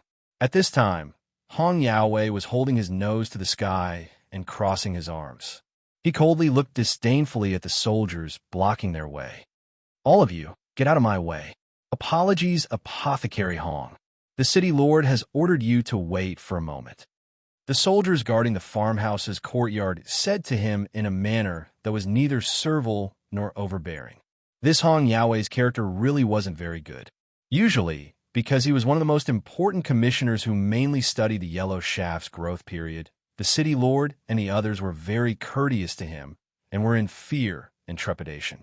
This Hong Yaowei was a bit arrogant. Wherever he went, he looked down on people, causing the farmhouse's soldiers and servants to look down on him. However, due to the city lord's order, he had no choice but to be courteous to Hong Yaowei. When the mayor and Prince Mo arrived at the entrance of the farmhouse, they saw Hong Yaowei angrily scolding the guards. The city lord hurriedly ran forward and comforted him with an apologetic smile. Alchemist Hong, please calm down. I wonder what the servants have done to displease Alchemist Hong. Why did Alchemist Hong suddenly propose to leave this place?" Hong Yaowei snorted coldly. "City Lord Lin, everyone knows what you've done. Don't play dumb with me." City Lord Lin was confused. He really didn't understand how he had offended this Apothecary Hong. "Apothecary Hong, I really don't know what made Apothecary Hong unhappy. Why don't Apothecary Hong tell me?" Hong Yaowei burst into laughter. "How could you forget what you did to my junior sister at the city gate last night, after only one night?" Junior sister? Lin Yongyi's heart skipped a beat. In an instant, it was as clear as a mirror. That's right, this Hong Yaowei was also an apothecary who had walked out of Celestial Medicine Valley. Moreover, he was Feng Manyun's senior and junior sister. Feng Manyun's matter must have agitated this Lord Hong. Chapter 745. Hong Yaowei's heart ached for his good junior sister, and in a fit of rage, he abandoned his job and came to avenge her. Apothecary Hong, Apothecary Hong. City Lord Lin persuaded this Lord Hong with a distressed expression. Please quell your anger. You really can't just quit on the matter of the yellow shaft.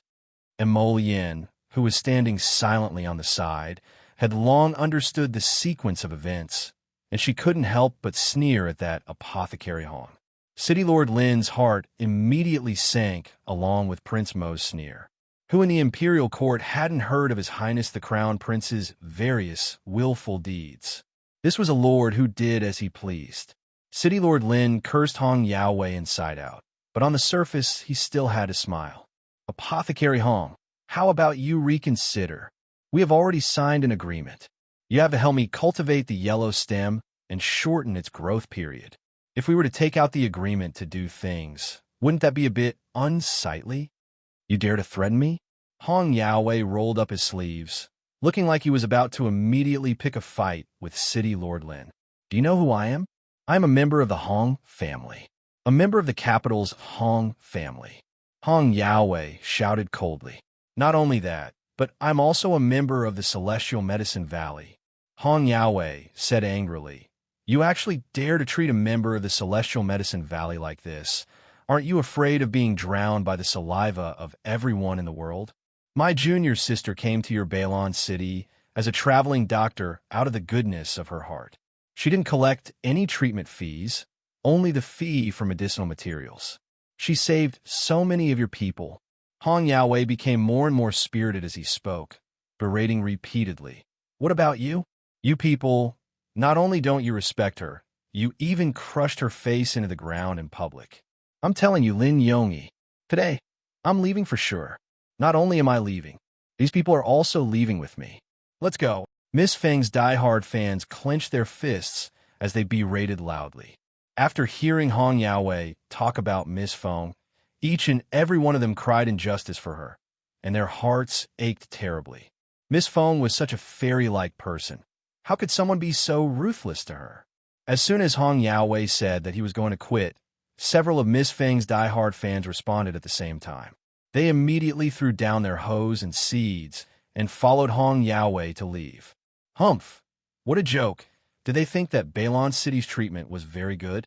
For people like them, who were able to research and grow a crop like yellow stock, they would be able to make a living wherever they went. He could even negotiate with the city lords of other cities. Maybe he could get better treatment. Prince Simon narrowed his eyes and sneered. Men, surround him. Fight. Hit him hard. As soon as he finished speaking, almost 20 young men in black swarmed over from all directions like phantoms. Holding heavy sticks in their hands, they surrounded Hong Yaowei and the 7 commissioners who came with him and pressed their sticks forward without saying a word. Grabbing their arms, they waved their sticks brutally and hit them hard. Bang, bang, bang. On the side, City Lord Lin was hopping about as he watched, and his eyelids rolled back repeatedly. He could only murmur in persuasion, Your Highness, Your Highness. Go fetch that agreement you were talking about. Mo Lien harumphed angrily, shooting a severe gaze at Lin Yongyi. Is this how you indulge these people?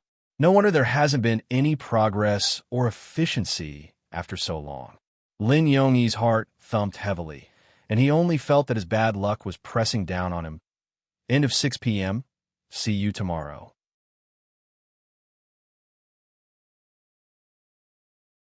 Chapter 746. Preposterous. Hong Yaowei panted heavily as he cursed with a flushed face. At this moment, his arms were lifted up with wooden sticks, and he was being beaten by several black-clothed youths. His back was bruised by the sticks, and it hurt and itched, making him anxious and angry. You, who are you? Hong Yaowei shouted angrily. He felt that these people were fierce and unreasonable.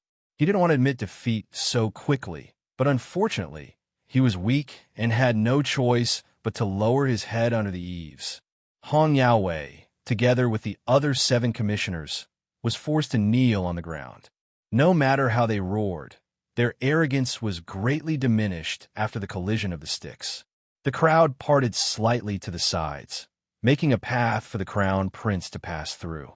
Prince Mo coldly reached out and took the agreement that Old Man Sun respectfully presented.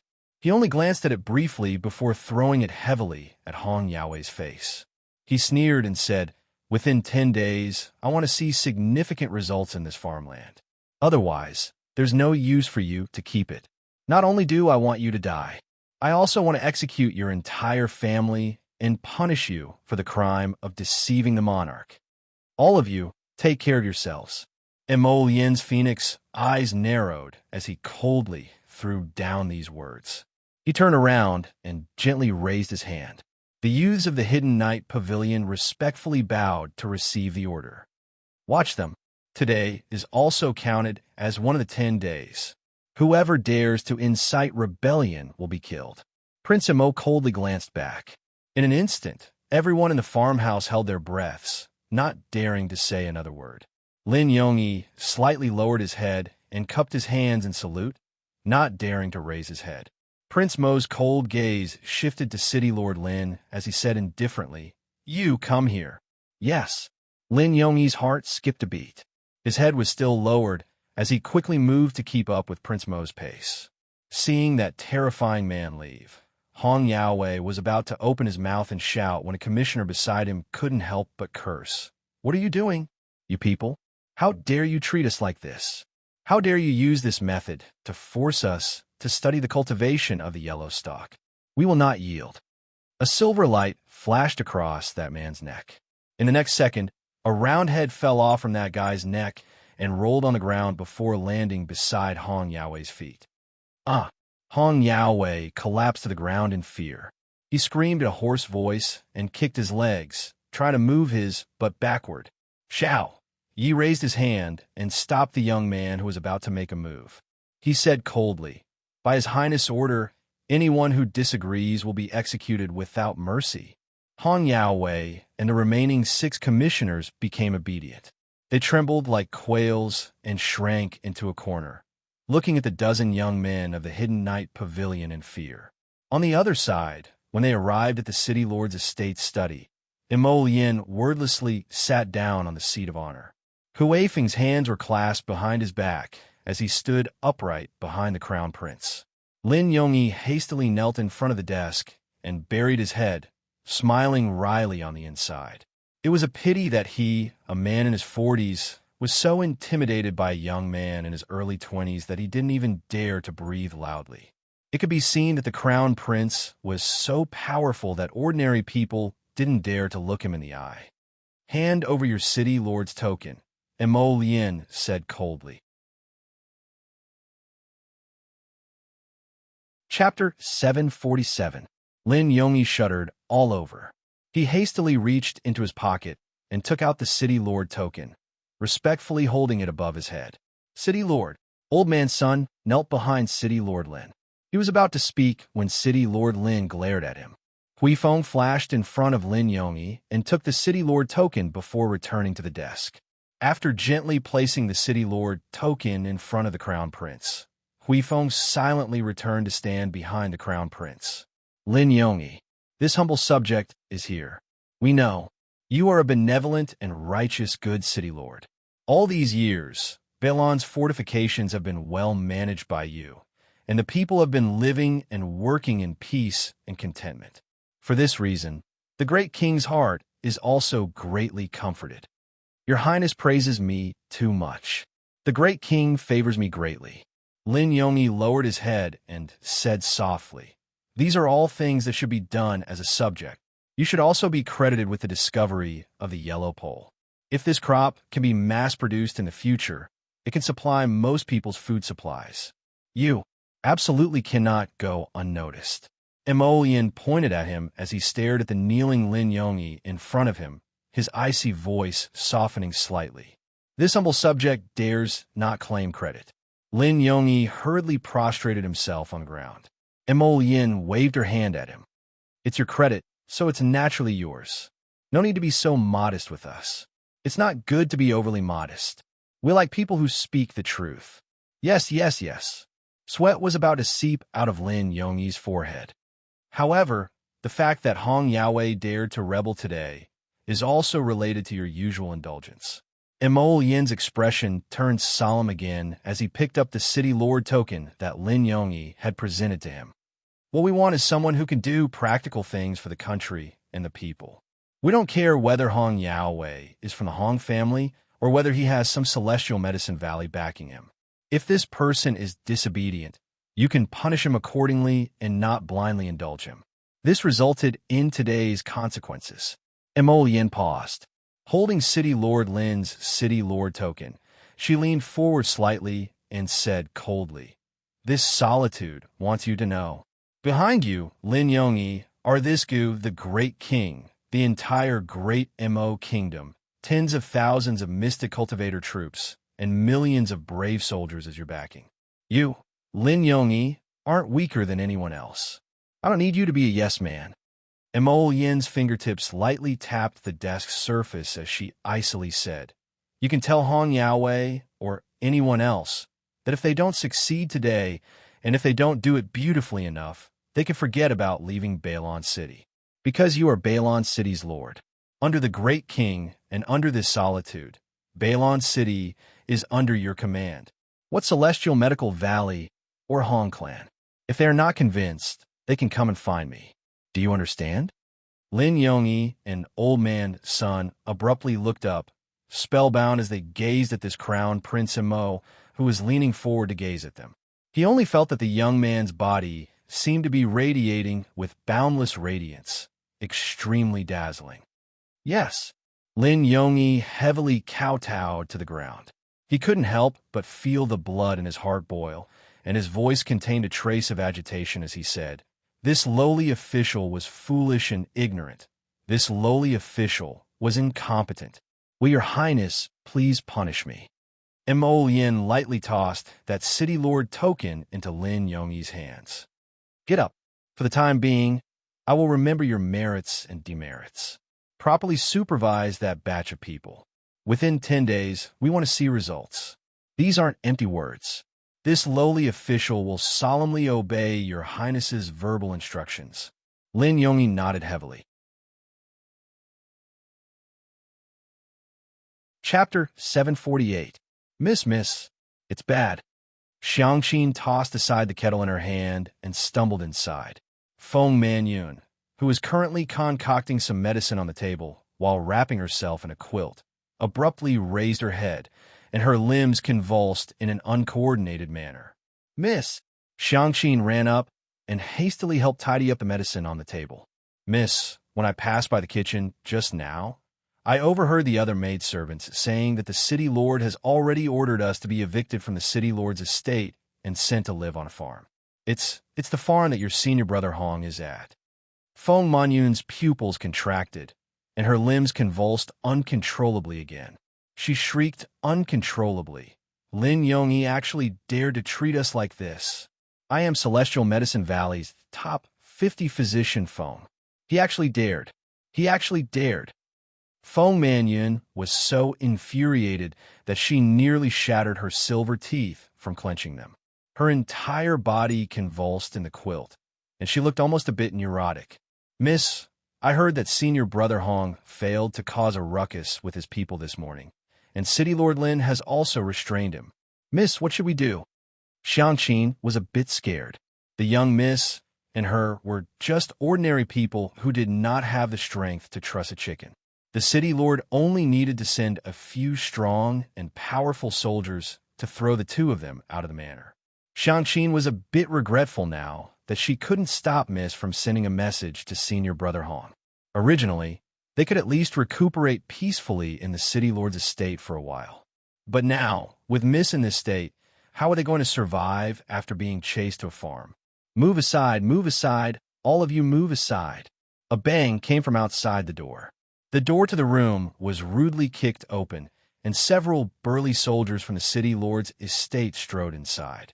Amidst the master and servant pair's uncontrollable screams, they were dragged out of the room. Feng Manyun wrapped herself tightly in a quilt, completely wrapping herself inside. She kicked the soldiers in front of her in a panic and impatience as she shrieked, Lin Yongyi, you old thief, you actually dare to treat me like this. Our Celestial Medicine Valley absolutely won't take this lying down. Lin Yongyi, Feng Manyun let out heart-wrenching screams. Shut up. A soldier bluntly slapped Feng Manyun's face before dragging her outside with large strides. His Highness has ordered that all unrelated people are to immediately move out of the city lord's estate and are not allowed to disturb the crown princess's peaceful cultivation. Violators will be beheaded. Let go of me, let go of me, let go of me. Feng Manyun's limbs twitched nervously, and she was so infuriated that her face was completely distorted. Feng Manyun's hair accessories, which were wrapped in the quilt, had all fallen to the ground as she struggled. Her disheveled hair made her look like a lunatic. I won't let you off. I won't let you off. Feng Manyun shrieked as she was thrown out of the city lord's estate. The soldiers threw the two of them into a carriage and drove them to the farmstead while screaming. Feng Manyun crawled on the tattered carriage's curtain. Her face, which had turned scarlet and distorted, was imprinted on the carriage window as she shrieked, I won't let you off. I won't let you off. Miss, they're too much. Xiangqin wiped away her tears as she shrieked. Lin Yongyi is ungrateful, treating a member of the Celestial Medicine Valley like this. Miss, we can't take this lying down no matter what. Feng Manyun frantically searched through the bundle beside her. Chapter 749. After rummaging around, Feng Manyun finally pulled out a bottle from her cloth bag. She clutched it tightly in her hand and bellowed while panting heavily. I want all of them to die for me. Die. Someone would eventually have to suffer all the humiliation, grievances, and suffering she had to endure. Someone would have to pay a heavy price for this. Wrapped in the bedding, Feng Manyun convulsed and trembled uncontrollably. Her lips were snow-white, and her gaze was fixated on the bleak scenery outside the window that was constantly moving. My Chow section break. SSSS. Slivers of wriggling black shadows crawled up the window lattice. SSS. The white snakelet inside Arbor's waist pocket suddenly stuck out its small head, and its watery eyes vigilantly surveyed its surroundings. SSS. The small black snakes that had burrowed into the room were firmly bound by the binding talisman matrix. No matter how they wriggled, they couldn't break free from the binding talisman matrix. The white snakelet's head was raised high, and its pair of watery eyes turned icy as it stared at those black snakes that had burrowed into the room. Suddenly, a black figure burrowed out from the floor of the room. This person seemed to have burrowed out of thin air, and his figure was abnormally short. If Arbor could open his eyes right now, he would definitely discover that this person looked exactly the same as the pygmy who had tamed the poison-tailed butterflies that she had killed back then. He had a triangular head, different-sized eyes, and one eyebrow was high while the other was low. It was an extremely irritating sight. The pygmy's head and hands were covered with many wriggling small black snakes, and he was even emitting snake hissing sounds to lure the snakes to attack the talisman matrix. He was a snake exorcist, and just like his brother who tamed the poison-tailed butterflies, he also had the ability to drive and tame snakes. Actually, these pygmies were triplets who had followed Shantian Prefecture's Lu Iji for many years. The one Arbor had killed in the abandoned house back then was the youngest among them, their third brother. This dwarf was the second of the three brothers. The second dwarf's ability was to drive snakes, and he also had a special ability to drill into the ground. The triplets had their own telepathy. The moment their third brother died, the eldest and the second dwarf received their brother's miserable state before he died without using any special external objects such as life lanterns. They also saw their enemy's face clearly. However, Shantian Prefecture had been suppressed by Lu Iji during this period of time, so they weren't able to leave Balon fortifications to avenge their brothers. However, they had already engraved the appearance of the little demoness who had killed their brother in their hearts. Furthermore, as long as this little demon girl appeared within a radius of 100 miles, the two brothers would be able to sense her exact location. As a result, the moment Arbor set foot in Balon City, the first and second pygmy triplets had actually already sensed this little witch's existence. They had been secretly observing the situation and had only made their move now. What he wanted was this perfect opportunity. The little demoness was actually in closed-door cultivation to advance her cultivation. The heavens were truly helping him. This time, the little demoness aura would be in disorder, and she would suffer from chi deviation, even exploding and dying.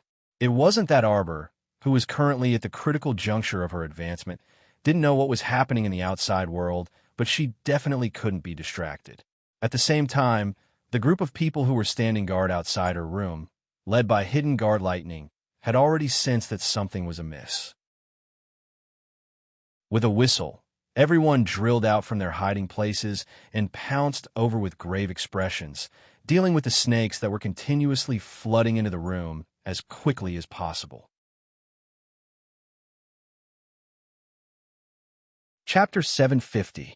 Lightning and the others did not dare to make too much noise, fearing that they would disturb the crown princess who was cultivating in seclusion. However, the number of snakes was too dense. Lightning made a gesture, and everyone spread out, quickly clearing the snakes. Hiss! A fierce look emerged from the white snake's cute eyes as it coldly stared at second dwarf brother's figure that had emerged from the corner. Second dwarf brother moved his feet, a cold smile on his lips as he approached the binding glyph array step by step. Bang! His figure suddenly burrowed into the ground under the watchful eyes of the little white snake. The little white snake was on full alert. In its pair of round eyes, there was already a substantial murderous intent condensing. Whoosh! Second dwarf brother's figure suddenly appeared within the second layer of the mystic guiding glyph array that Arbor had set up. At this moment, the mystic guiding glyph array had already lost its effectiveness due to the passage of time. Second dwarf brother used his special ability to directly avoid coming into contact with the binding glyph array and appeared beside Arbor. His pair of cold old eyes were filled with killing intent. He raised a heavy hammer in his right hand high up and was about to smash it down on Arbor's little head. Second dwarf brother cracked, opened his mouth, and laughed. "Little bastard, let's see if you still have half a life left if you don't die this time." Ha ha ha ha ha. Outside, lightning leaped into the air and let out a shrill cry. With a whistle, hundreds of black shadows gathered from all directions and surged toward the room. Several hidden guards had already heard the noise from inside the room. One by one, they flipped over the window and entered the room, only to hear a roar coming from inside the house. The roar rolled, and a huge snake as thick as 10 people hugging it opened its huge mouth, swallowing and spitting out black fog. With a boom sound, it penetrated through the roof. Covered in black mist, the snake opened its mouth wide and stared coldly at second dwarf brother, who was rapidly retreating with a face full of fear. "Hiss!" The huge snake roared angrily and swayed its huge tail. Its huge mouth was right next to second dwarf brother's frightened face. In the blink of an eye, he had bitten the upper half of the dwarf brother's body into his mouth with a crunch. As he swung his body around, the messy internal organs fell out and scattered all over the ground. The thick body of the snake was shrouded in darkness. It spiraled through the roof and crashed into a towering tree on the opposite side. Half of the tree withered from the impact. With a series of creaking sounds, the tree broke in half. The upper half of the thick tree trunk came crashing down with a terrifying sound of wind and whistling. All the secret guards in the courtyard were so shocked that they hurriedly jumped onto the eaves. Crunch, crunch, crunch, crunch. A terrifying grinding sound came from a snake's mouth. Half of second dwarf brother's body was swallowed by the snake's huge mouth, and then it spat it out in disdain. Pieces of flesh fell to the ground, and blood dripped down as if it was raining blood. All the secret guards looked up in shock at the giant snake that had suddenly emerged from the crown princess room. Oh my God, what level of mystic beast was this? How could it be so violent and terrifying? Hiss! The huge snake spat out its tongue angrily. Its long tongue flung out and directly razed the surrounding trees to the ground. Half of the houses had collapsed. Everyone in the city lord's manor was shocked by this huge noise. What the hell is going on? All the masters and servants in the city lord's manor rushed out of their rooms. Chapter 751. When they looked up, they saw the giant snake that had drilled its way out of the roof. The snake's head was held high above the eaves, and its enormous body was coiling in circles. Even though Lin Yongyi was experienced and knowledgeable, he couldn't help but be speechless at this moment. The giant snake spat out a poisonous mist from its mouth. All of the frightened and writhing little snakes were sent flying by this cold wind. The giant snake once again let out a terrifying roar, shaking some of the shadow guards who were closer to it. The blood in their hearts surged, and they couldn't help but bleed from the corners of their mouths. The giant snake's coiled body slithered down from the eaves, shrinking inch by inch until it finally shrunk to the white snakelet's original tiny size. With a plop, it limply landed on Xiao Mu's knees. The crown prince rushed over after hearing the news, burning with anxiety. At a glance, he saw that more than half of the wing where Jojo was in had collapsed. His heart began to clench tightly. Jojo! Prince Imo hurriedly ran into the wing, but was shocked to find that his baby's body was wrapped in a patch of emerald green vines. In front of his eyes, she was gradually becoming transparent inch by inch, as if she was about to disappear. Jojo! Imo Lien rushed forward in a panic, wanting to grab her little hand, but her wrist was entangled by several green vines. Master is fine. Relax and cooperate with me. I'll drag you in. Chocho shouted. Right now, it couldn't care too much. It could only waste some of its life force to drag Prince Imo in a paradise planet first. Imo Yin's heart stirred slightly. Her fingers slid and wrapped around Arbor's somewhat cold fingertips.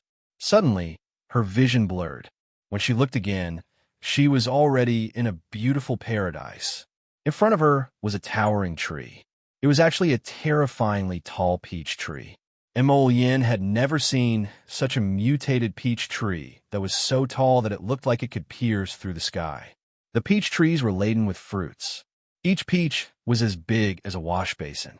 This was simply too exaggerated. The vines retreated from his hand, and Emolien hurriedly reached out to hold Arbor, who had collapsed and was breathing unsteadily. Jojo, Your Highness, don't worry. Master is fine.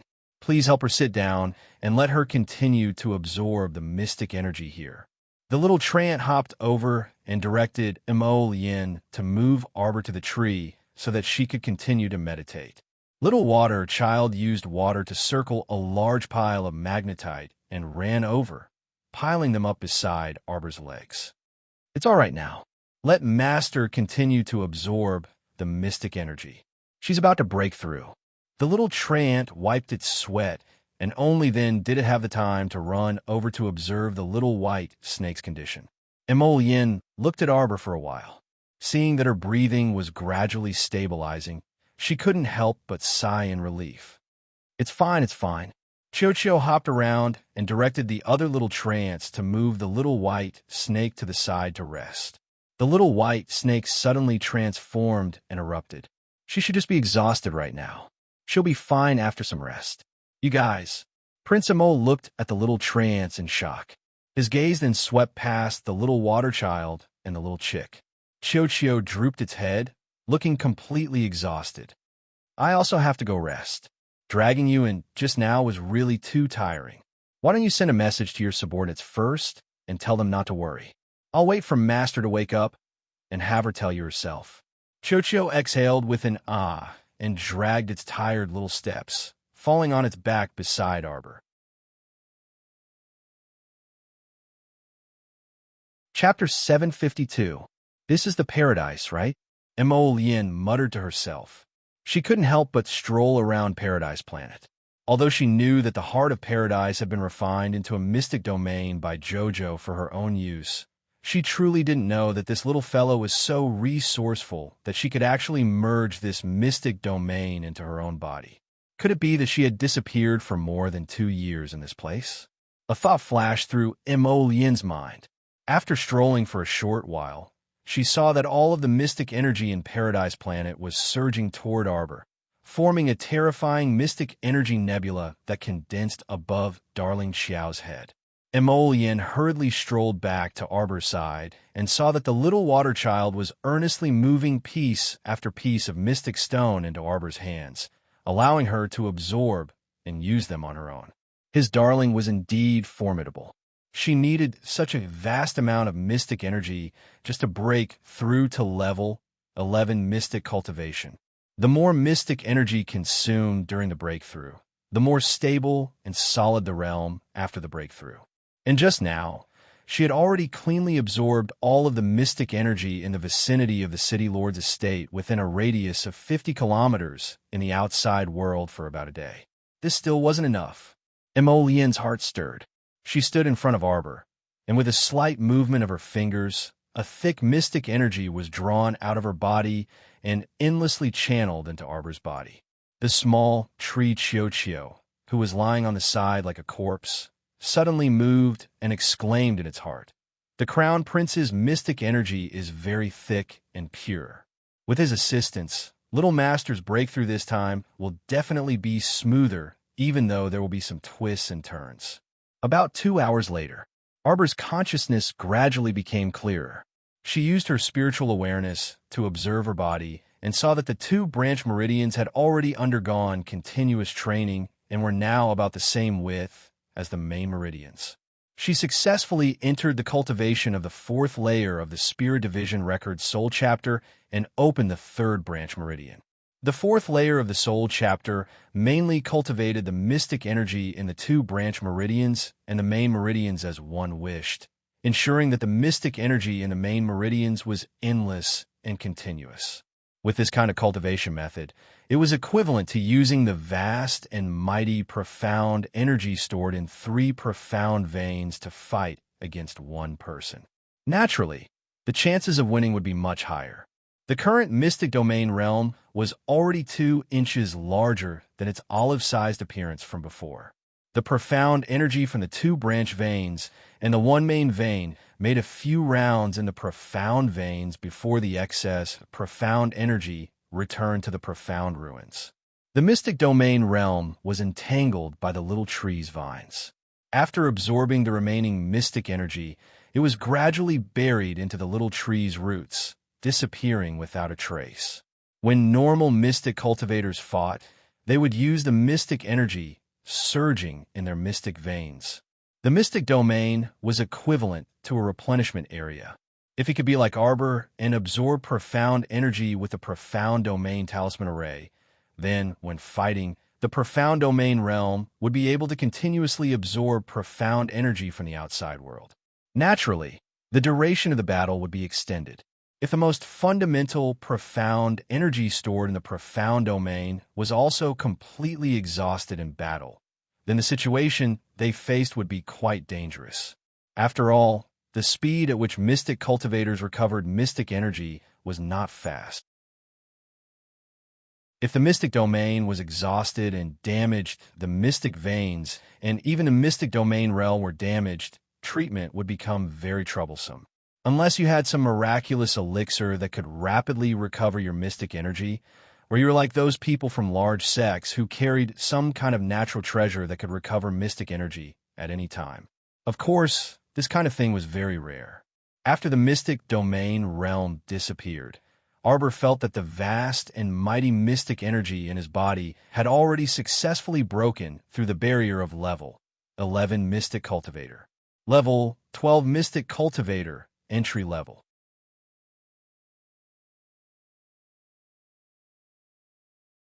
Chapter 753. Sure enough, this level 11 Mystic Breakthrough Pill was out of the ordinary. It helped her break through the 4 minor realms of level 11 Mystic Cultivator: gradual accomplishment, initial accomplishment, phenomenal accomplishment, and peak, in one fell swoop, successfully entering the threshold realm of level 12 Mystic Cultivator. However, this was also thanks to her usual cultivation realm suppression and accumulation. Arbor slowly opened her eyes, and there seemed to be star fragments swirling and gathering in her clear and cold eyes.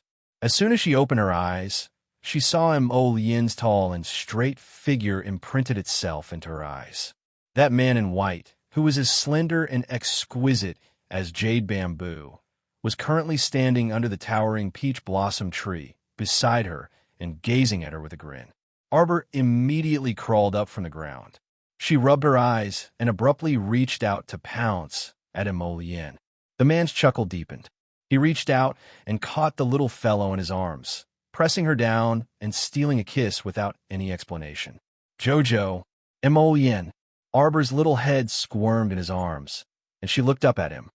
I advanced. MHM, my Jojo is awesome. Emolien reached out to hug her, his eyes turning into crescents as he smiled. Jojo, Jojo.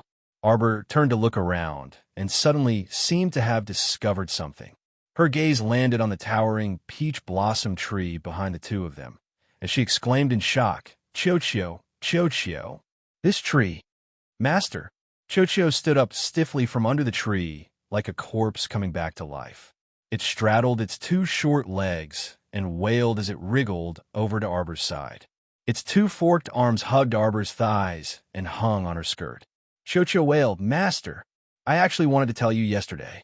I don't know if our family's peach blossom tree ate the wrong thing, but it feels like it's grown a bit perverted. Arbor, all right, where's the little white snake? How is it? What could have happened to little white snake? It just used too much force and now needs to rest and recover.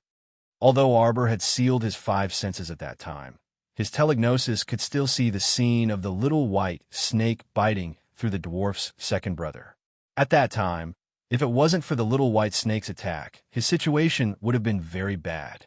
Chow Mu first went to the peach tree to check on the white snakelet that was paralyzed and recuperating there with its eyes closed. After confirming that it was indeed fine, she then pulled Mo Lien towards that perverted peach tree. Chochio, what's wrong with this tree? Master, this peach blossom tree has become so strange. I think it has something to do with that lump of dirt. What dirt clump? Master Silver, Go take a look. Do you still remember? The lump of dirt that you took out from the blue one's wing. With that, Arbor remembered. She hurriedly pulled Mo Lien and ran to the peach blossom tree. Was it that day? She took out that soft lump of dirt from the blue one's wound and threw it on the ground. Before she left, she stepped on it and it stuck to the bottom of her shoe. She then casually raised her foot and rubbed it against a peach blossom tree, rubbing the soft lump of dirt under the peach blossom tree. It can't be. Arbor hurriedly squatted under the peach blossom tree and pulled at a thin and soft peach blossom petal under the tree. She saw that the thumb-sized lump of dirt was indeed stuck under the peach blossom tree. It's it, Master Silver. How could a normal lump of dirt possibly scratch the blue one's wing? Cuckoo. Little Chick nodded furiously in full agreement. Chapter 754. Master, if I didn't guess wrongly, the sapling stretched out a branch and propped its chin up in deep thought. This isn't some ordinary lump of dirt at all. I suspect that it's sacred earth. Arbor's little jaw was about to drop. Emolien was also a little shocked. She turned her head to look at the sapling's pensive expression and happened to meet the sapling's two little black eyes that were embedded in the tree trunk. Sacred earth. Arbor waved at the little water child lying on the side. The water child let out a jubilant cry and swiftly hopped on Xiao Mu's palm, twisting its small, chubby body in high spirits on her palm. You're saying that that lump of dirt is the same as sacred earth? The sacred earth that surpasses the earth origin? Arbor didn't quite believe herself when she said this. She stretched out a finger and poked at the lump of dirt stuck to the foot of the peach blossom tree. The little lump of dirt actually let out a thin sound, and that lump of dirt rolled a little. Arbor's little hand shrank back. The little water child even cried out in alarm and stretched out its little watery hands to hug Arbor's wrist. It widened its eyes defensively. Be careful, Master, this is a monster. You're a monster yourself.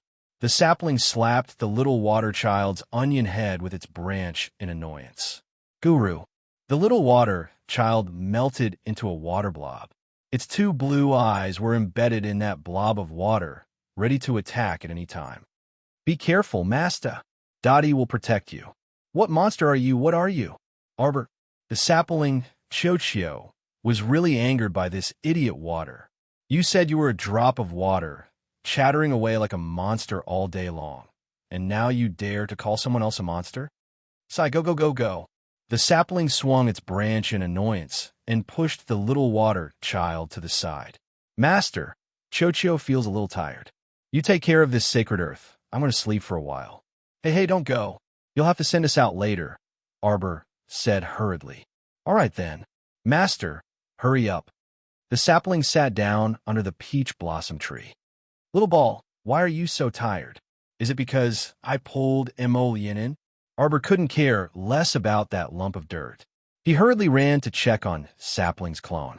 Chochio's main body couldn't move in the star field, but seeing how tired its doppelganger was, its main body couldn't be any better. Not entirely. Chochio shook its head and lifted its branch to point at the surroundings. Master, look. Arbor looked around along its branches. Here? Why is the profound energy so thin? Chochio pitifully nodded its little head. Master, once my profound energy is thin, Chochio feels as if I can't breathe. My head is so dizzy and heavy. I want to sleep, then rest for a while first. Arbor hurriedly reached out to comfort little ball. It must be because I just advanced here and absorbed all the profound energy in Paradise Planet. Arbor's gaze was slightly grave as he turned to look at Emolien. Emolien hurriedly said, Then is there any way to replenish the profound energy here? Little Ball stealthily swept a glance at Emolien. It leaned weakly against the peach blossom tree and said, You don't have to care about me. Let me slowly recover on my own. Sigh. Why are you being so eccentric? Hurry up and say what you have to say. I didn't succeed in reversing the situation. Hurry up. Chapter 755. Master, normal mystic energy is of no use to me. What I need is the purest mystic energy in the world to absorb, or the essence of mystic energy cultivated in a person's body. The more mellow and rich it is, the more effective it is for my recovery. As it spoke, its beady black eyes swept over Mo Lien from time to time. Arbor didn't hold back and gave the sapling's head a flick. This sentient tree was still thinking about Mo Lien. Just how smart was Mo Lien? When he saw the sapling in this state, he recalled that time in Qinghe Town when a tree vine had stealthily crawled up his wrist to absorb his mystic energy. That time, it was his sapling's doing, right? Mo Lien grinned as she squatted down in front of the sapling, using a patient tone to say, "It's not that I can't give you mystic energy, but you have to listen to me in the future. If I want to come in, you have to pull me in at any time. How about it?" "Deal." The sapling didn't say another word and immediately made the decision. Arbor slanted its beautiful eyes and glared at Qiuqiu, who was ignoring its master's will. The sapling immediately rolled its eyes and fell onto the peach tree. "Master, I'm so tired, I can't even keep my eyes open. Your acting is so fake. Doesn't your conscience hurt?"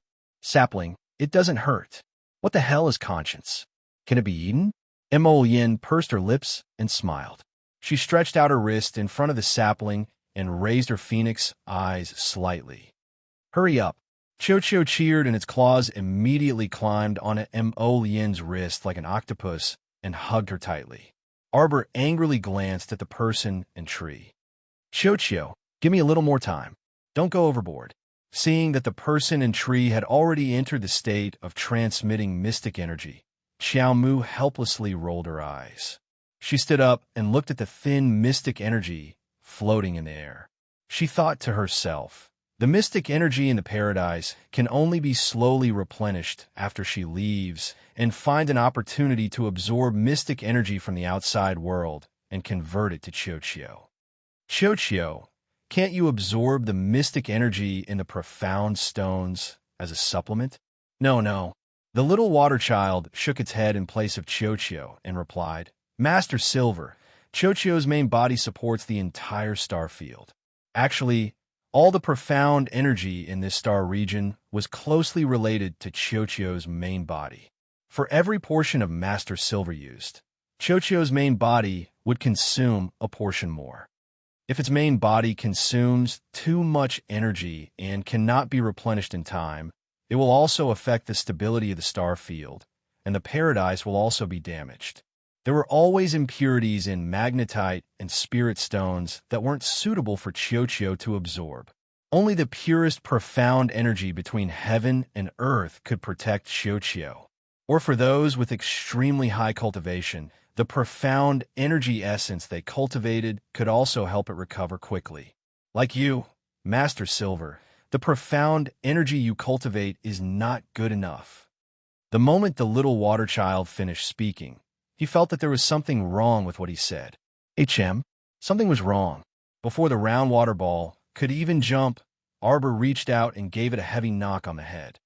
"What you mean is that the Xian energy in Master Silver's body is not good enough for the Xian energy in Master Silver's body." He let it slip. The water ball hurriedly rolled to remedy the situation. No, Master Silver, Dian doesn't have the slightest intention of despising Master Silver. The corner of Arbor's mouth twitched, and he glanced at the little water ball. "Other than the 2 supplements you mentioned, there are no other ways?"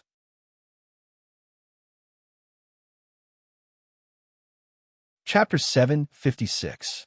There's also an extremely rare heavenly treasure called the Black Spirit Jade. It can replenish the energy of us 5 spirits. The little water ball chirped. "However, Master Silver, the Black Spirit Jade is very hard to find. It's said that it's buried in the deepest part of Spirit Stone Mine, but very few people can find the existence of Black Spirit Jade in a Spirit Stone Mine." Sigh. Black Spirit Jade, Arbor muttered to herself. Carrying the little water ball, she walked to the foot of the peach blossom tree and poked at the little clump of dirt that was lying dormant under the peach blossom tree. "If you're the sacred ground that little ball spoke of, then flip over and let me see."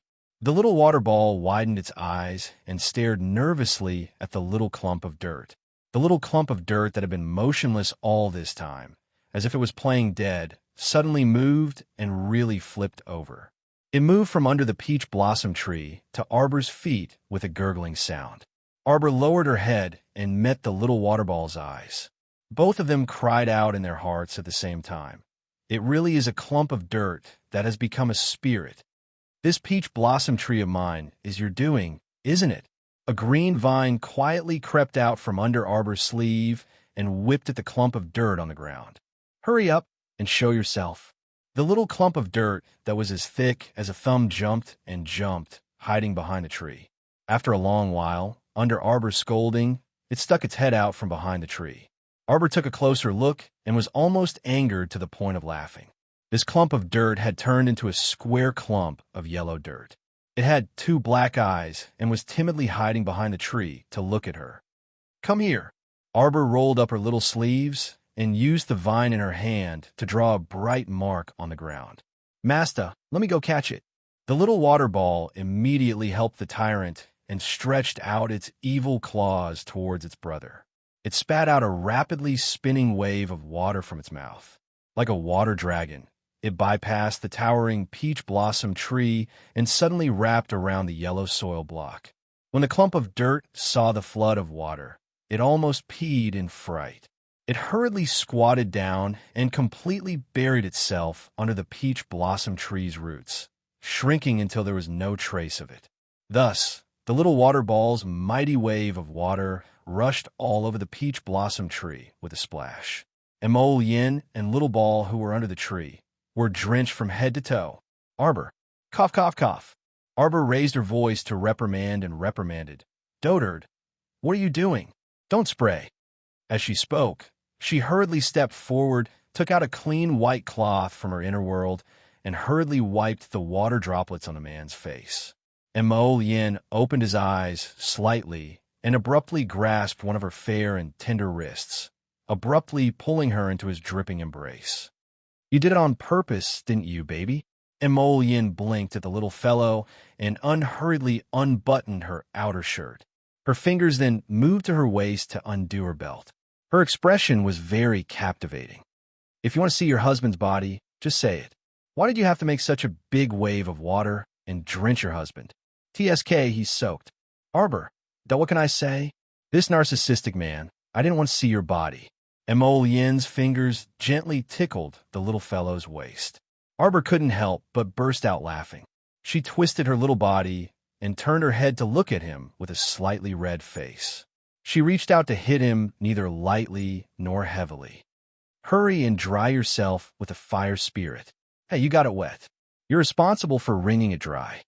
Emol Yin moved closer to her neck and nuzzled her head under her hair.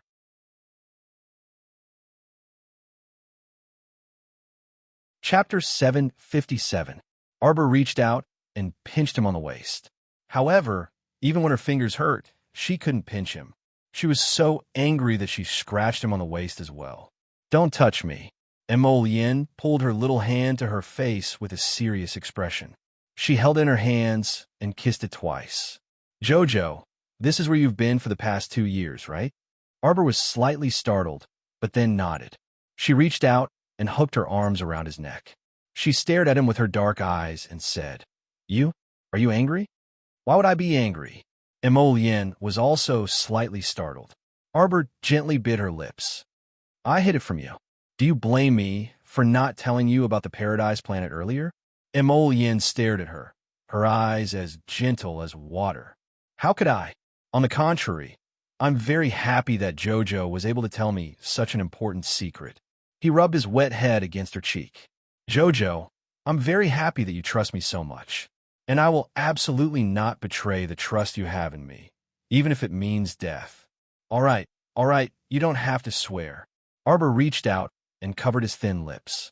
She rolled her eyes and said, Look, my Paradise Planet is very powerful. Ordinary people can't sense the aura of this profound domain at all. Moreover, she was very careful. When she was in front of others, she almost never went in and out of Paradise Planet, so as to avoid being targeted by people with ulterior motives. After all, no one knew if there really were strange people in this world who could see through the profound domain of others. It was best to be careful in everything. Moreover, this profound domain of hers was no ordinary profound domain. In the future, Imogen would know that this profound domain of hers was a large and strange star domain. Imogen hugged her and nodded. Her expression relaxed a little as she smiled and said, "Jojo, with such a life-saving, mysterious domain, I can rest assured in the future. Imogen, the reason why you couldn't sense my aura before was because I didn't know before. I was afraid that you would leave me without a word.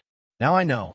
Imogen reached out to cup her little face and planted a kiss on her soft little face. "In the future, I don't need to worry like this anymore." Xiao Mu pursed her small mouth and grumbled, "You've already reached an agreement with the sapling immediately." Imogen chuckled, and a green vine emerged from her sleeve. "Do you see that? You are now in a place where nothing can be removed. If you hide in the land of peach blossoms, I will follow you." Arbor's eyes suddenly widened. He turned his head to look at the little tree ant that was lying on the ground like a corpse. "Hey, you bastard!" It had actually been snapped off by Imogen to become a doppelganger. This time, Imogen really could summon Little Tree at any time. As long as Little Tree didn't leave the Mo Kingdom capital, he could enter and leave Peach Blossom's planet as he pleased. "Chocho, you've recovered a little now. Hurry and dig out that dirt lump. Hurry and deal with it," Arbor hastily instructed. Seeing that its little master didn't blame it, Chocho quickly jumped out and ran to the peach tree. It dug out the yellow dirt lump that was hiding underground in a matter of minutes and gave it a good beating without any explanation. It beat that piece of sacred soil until it pitifully reached out 2 dirt arms and hugged its square head, letting out trembling noises. "Chocho, Chocho." Arbor reached out to lift Chocho to the side and irritably hit it. "Why are you so violent? Are you all right, dirt lump?" Arbor expressionlessly stroked Chocho's square head. The latter inexplicably shuddered for some reason. Chapter 758. When Masta caressed it with a stoic face, she looked so scary that Crown Prince Imo also lowered his head to look at this lump of lus. He also caressed the lump of lus's squarish head in passing, his eyes full of watery glints of swords. "Master, master, master Silver." Feeling that the man was even more difficult to deal with, the lump of soil waved its small hands and feet in a very human-like manner. With its square head, it ran to its little master's skirt and squatted down, looking like it was asking for protection and hugs. Little Waterball saw this. Oh no, why was there another one acting cute here? It was already very unhappy that the little white snake was fighting with it for attention. "All right?" Imogen snorted softly. With a wave of his hand, a few inches of red flames circled around his hand. In an instant, the water on his and Jojo's bodies was dried. "Little soil." Arbor lifted the square head of the sacred soil and placed it on the stone stool under the peach tree. "What's wrong with this tree? I didn't do anything." The square head stretched out 2 thin soil arms and hurriedly waved them in front of Arbor. "Master, this is the only good thing about the sacred soil. You can plant anything on it. No matter how difficult it is to plant, it will grow quickly." The little tree suddenly reached out and patted the tree trunk. "Master, wait." Arbor glanced at it, only to see Chocho go and come back quickly. She didn't know where it came from, but quickly slipped back to her side, holding a seed on its branch. "Masta, Masta, plant this longevity tree seed on the sacred soil.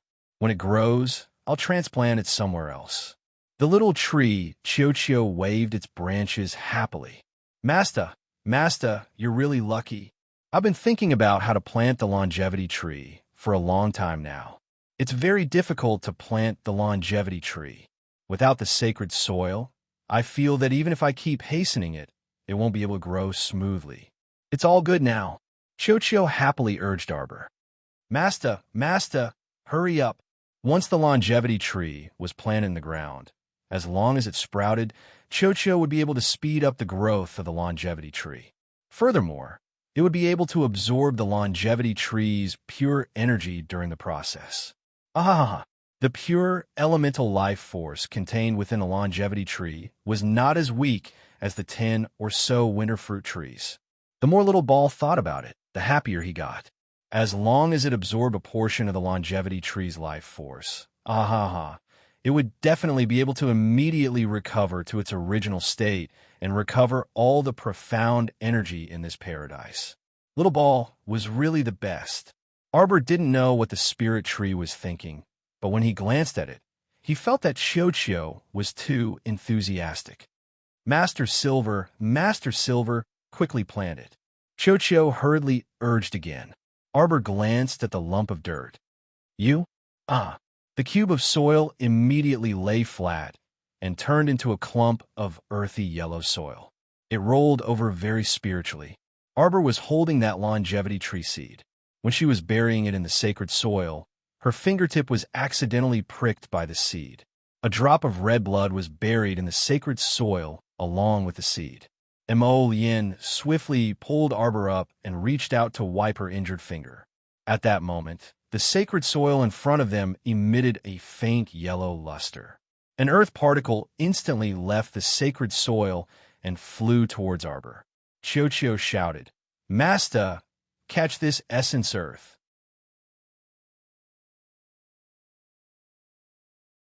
Chapter 759. Arbor's heart stirred. The life essence earth was the same as Little Water's life essence water. It could increase her cultivation. She did not have time to think further. With Cho-Cho's assistance, the life essence earth entered her body in a flash. It was quickly wrapped around by the little tree's branches and sucked into the mystic domain that suddenly opened up. At the same time, Arbor and Yin felt at the same time that the paradise star they were standing on trembled slightly. Arbor could see that the entire star field had lit up for a moment. In the vast and boundless star field, a fist-sized main star was suspended high up in the center of the star field. 4 stars of different colors slowly revolved around the main star. Suddenly, they dimmed again. Little Water Child shook its body at the side, countless drops of water falling onto the sacred ground. In a few seconds, a thin sapling of the longevity tree broke out of the ground, burrowing out of the sacred ground and stretching its thin and weak body. Yin and Xiao Mu both focused their eyes, and they subconsciously clasped their hands together. Then, they slowly moved their feet and slowly retreated backwards. Cho-Cho was excitedly stimulating the growth of the longevity tree at the side, absorbing the vigorous life force of the longevity tree at the same time. Its little tree face was filled with joy. In front of them, the longevity tree sapling that had burrowed out of the sacred ground was gradually growing longer and thicker, its branches and leaves growing upwards.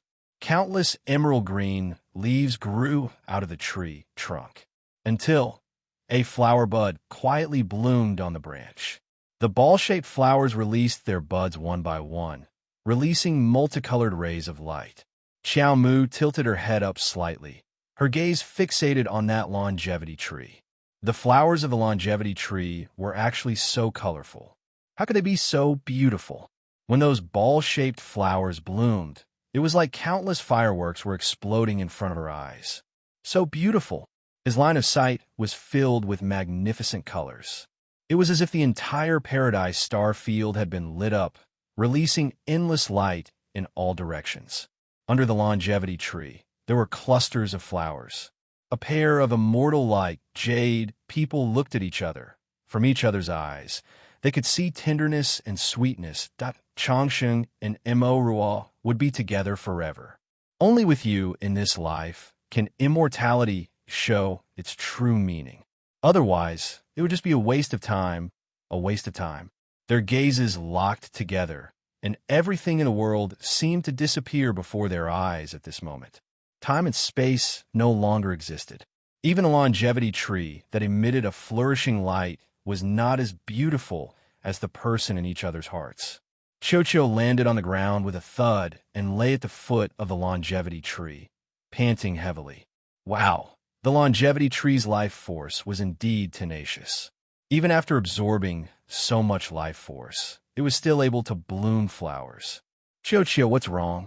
Arbor's gaze shifted from Lien's face to Cho, who was as bright as 3,000 candles. I'm fine.